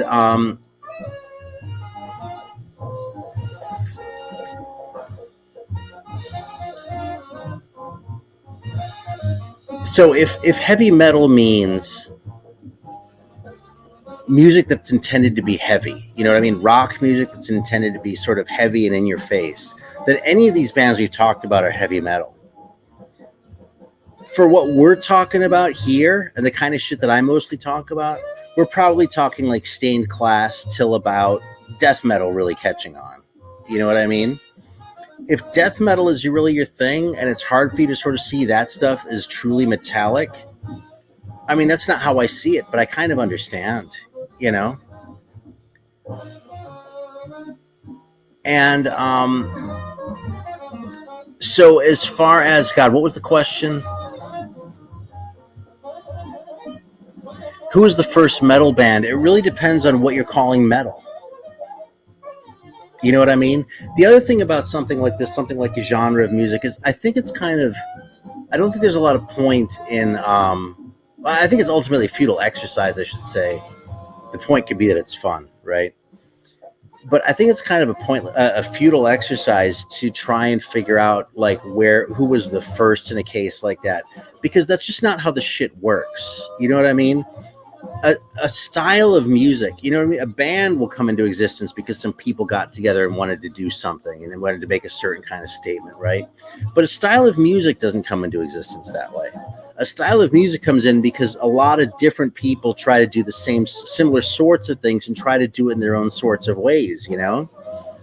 And the idea of what heavy metal was more specific in the 80s than it was in the 70s, but it was less specific than it was by the 90s, you know what I mean? Even though there was arguably more variety in the 90s because you had the death in addition to the other stuff, and the black metal started to come out, although I don't really think black metal is metal. I kind of think it's something different. So, yeah, so Hawkwind being at least proto-metal, I'll bet you would not have had too much trouble. I'll bet if you wanted, you could probably go find like a Cream magazine article or something like that from 74 where they used that to refer to heavy metal. You know what I mean? That's the other thing, is the term, like a style of music doesn't come about like that, but neither is the expression, right? Like the language evolves along with everything else. So, you know, is like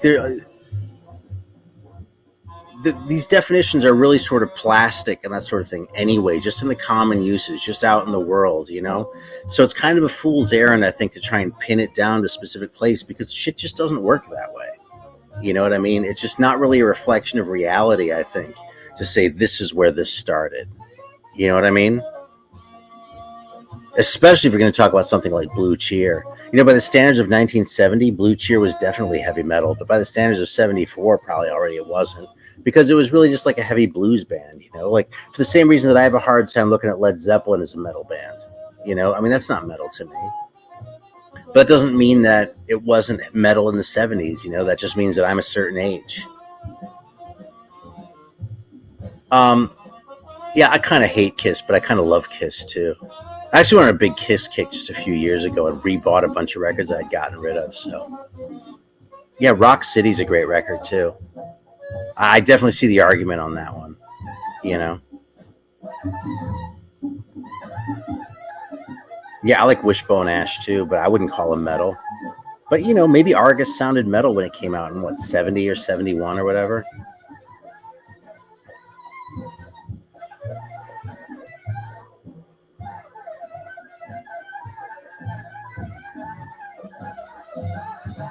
Yeah. See, even with Judas Priest, there's like an evolution. You know what I mean? Like Sadwing, like rock and roll, I think is kind of lame. You know, like if we're saying Ted Nugent is heavy metal, then yeah, rock and roll is heavy metal too.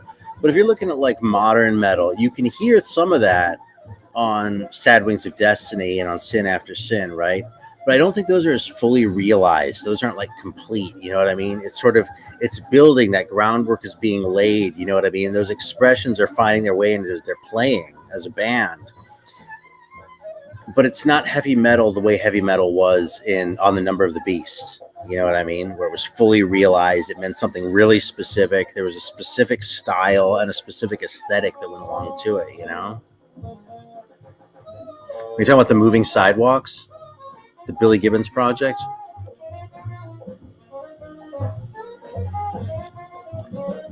You're probably thinking of Moving Sidewalks. There's another band that the other two guys were in, actually, I think. But ZZ Top's a great band, too. Not really metal by the standards that I would say, but if anyone other than Fraser has a question, by the way, or a discussion topic, feel free. All right, Eric wanted to see some Dorsal Atlantica.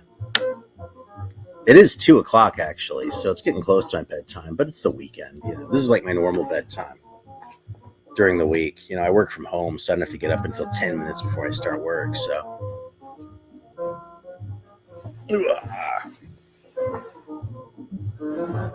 let's see, what do we have by way of Dorsal Atlantica?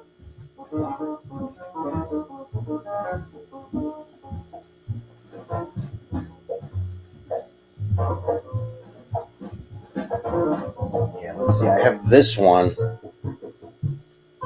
But it's just a reissue, you know. It's a great record, though. Great shit can metal.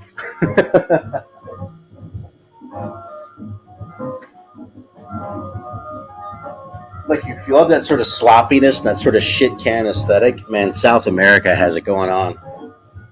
I have that split too, that Ultimatum split. That's Dorsal Atlantica and another band whose name I'm spacing right now. There's the Finger, man. The Finger's in really good shape, but what happened is, like the scar tissue sort of developed a little knot or something like that in there. And it kind of hurts when I type. And so I was like, maybe I should keep it moist a little bit longer. So I don't know if you noticed in the videos, but I had it bandaged, then I had it unbandaged in a video, and then I put the bandage back on, and that's why. So I've kind of been babying it a little bit. But as far as like, in terms of like my health, my finger's all healed up, you know? You just want to hear me pronounce French, don't you? I think it's called L'Éclair sur la de la, or something like that. It's the last piece that he ever wrote. It was like right after he died, the New York Philharmonic premiered it. And so I went up to New York to check it out. So, yeah, Dorsal Atlantica is from Brazil. And I have no idea how to pronounce Portuguese. So, and man, I'm going to have to save this one for next time because I'm getting a little bit tired. So I don't know if I'm going to last long enough to start going through and figuring out all the South American bangers. It's just such a spectrum. But I'll tell you who's underrated when it comes to South American metal, and that's Venezuela. There's some really good shit from Venezuela that doesn't seem to get talked about as much as the shit from Colombia or Brazil or even Argentina. And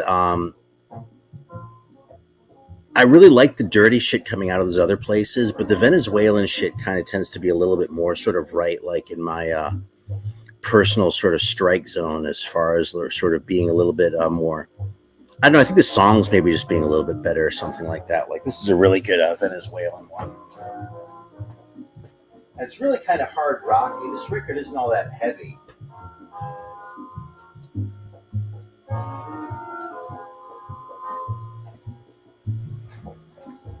But this Archangel record is great.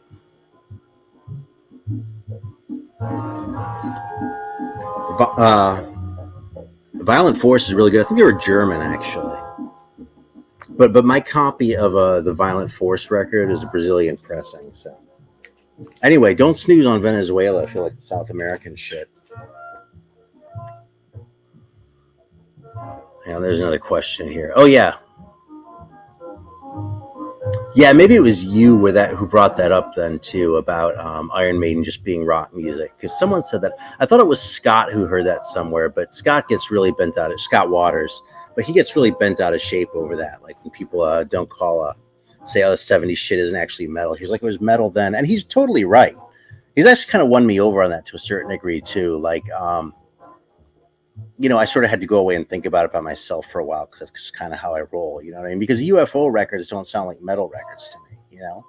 But in 1976, UFO was totally a metal band. They were talked about as a metal band. They were treated as a metal band. They acted like a metal band. Metal just kind of meant something different back then. You know, that's the deal, you know?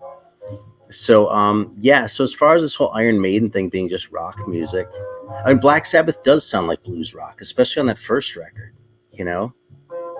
To him and his friends. And if Iron Maiden and Judas Priest just sound like rock, I'll be honest. I remember a specific time where I pulled out the first Destruction LP, which is my favorite, Infernal Overkill, and I put it on with one of my kids was around, and I was like, isn't this fucking great? And he was like, oh yeah, it's cool. But and it's not that he doesn't appreciate, because he actually does like metal. And he probably likes that record just fine. But the thing is, those records just don't have the impact to kids who are in their teens now that they did when we were in our teens, And that's just time going on. That's music evolving. That's us evolving. And that's our language evolving too. You know what I mean? So you can't really, I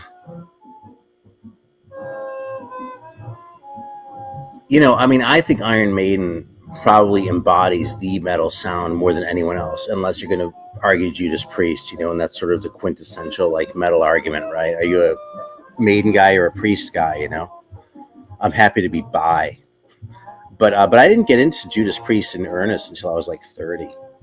So I was a Maiden guy, and you can probably still see that in my taste if you like look closely enough. I've just kind of come around on everything enough, so.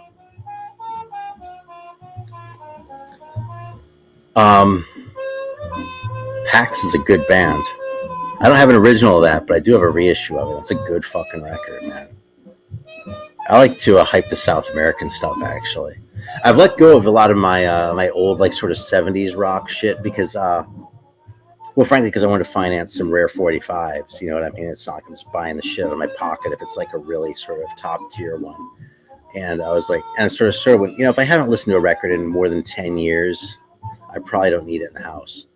But all the German shit's staying here, and all the South America, anything south of the United States is staying here, actually. I always say South American, but it kind of includes anything that's Spanish or Portuguese in my head. So Mexico, that's all staying here. That's in the same place. So, like, no Doug's records are going anywhere. No El Reloj is going anywhere. Yeah. It's all good shit.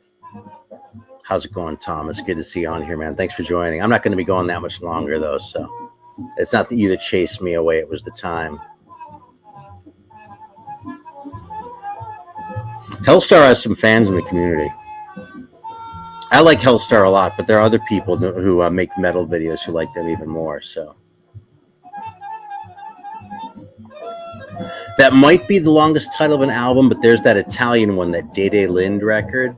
You probably know what I'm talking about, Black Quicksand. It has it's like 3 lines on the album cover. I don't have it anymore. I actually think I might still have it. I think I sold it though, but it's a Vinyl Magic reissue that I had. You can get that again. So maybe we'll compare that right before I hang it up. Yeah, I do not know that band. And I believe Eric, but something, that's another one. Those are my tastes. When someone calls themselves the Tits, I sort of go, that's so fucking low effort. I'm sort of like, yeah, if that's all the effort you put into your name, then, whatever. And it's funny because I kind of, in a way, that goes against what I was saying earlier about band names being too long. But it's kind of the same thing. I feel like there's a happy medium in there, or a happy middle ground, whatever the idiom is. Because if names that are too long feel low effort to me too, in the same way that ones like the Tits do, you know what I mean? Or like the Farts, I never gave them a chance. Same reason. I was like, yeah, I could have come up with that name when I was fucking 8,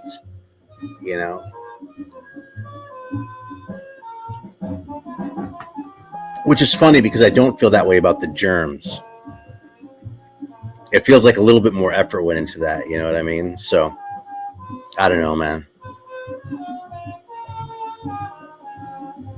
Yeah, cool. You know what I'm talking about, though, right? That Italian one? It's like really long and it's in Italian.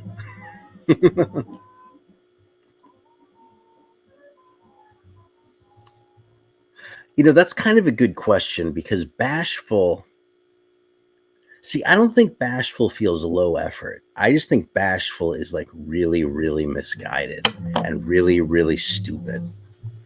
But it's not low effort. It's just dumb.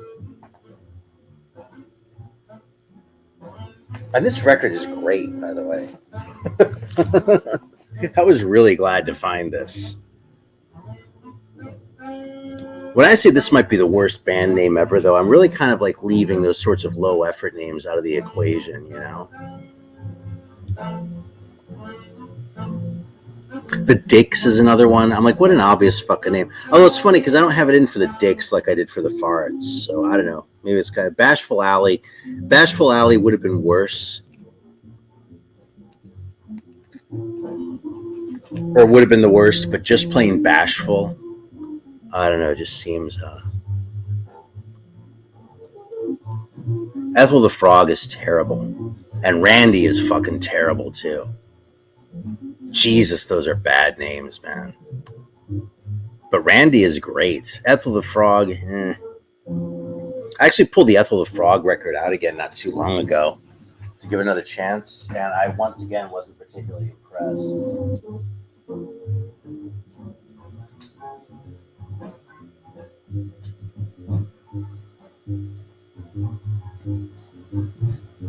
Yeah, there it is. I'm not even going to leave it out, though. This record's really kind of a turd, man. Although, you see, when you start your album with a cover of Eleanor Rigby, let me talk about low effort, Not necessarily to play, but, like, to cover Eleanor Rigby on your record is on a par, in my head, with covering Happy Birthday.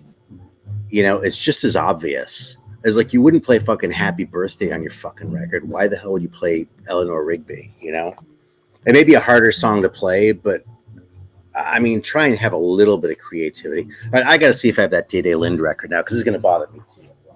One second.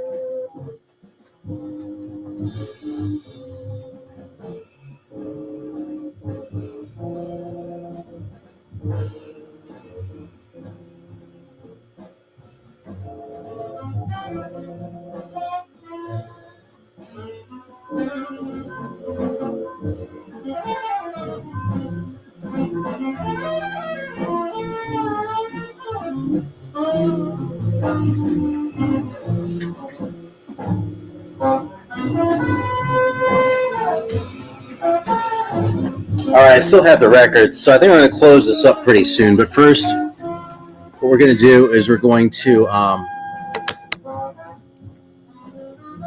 Dude, Jesus Christ, yes. Born to Be Wild, please. You know, when I was on that big Blue Oyster Cult kick about a year ago, whenever it was, 6 months ago, that was one thing, man. They picked bad covers, man.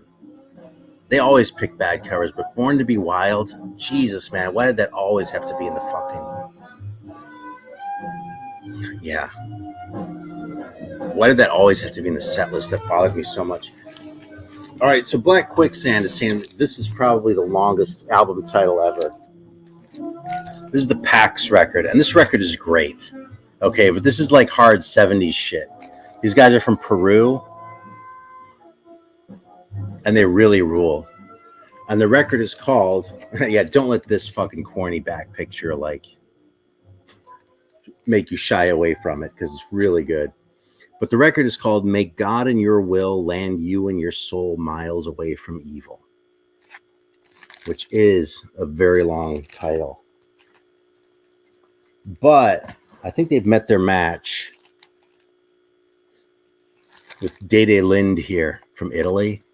Because check out that fucking title, which reads, Io non so da dove vengo e non so dove mai andrò, uomo è il nome che mi han dato. I think that's longer. I'm not going to count the words now, though. You still around, Black Quicksand?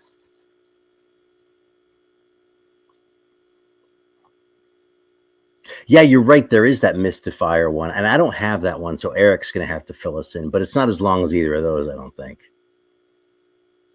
It's funny, though, too. All right, well, anyway, guys, I'm going to turn into a pumpkin. It's been almost 2 hours.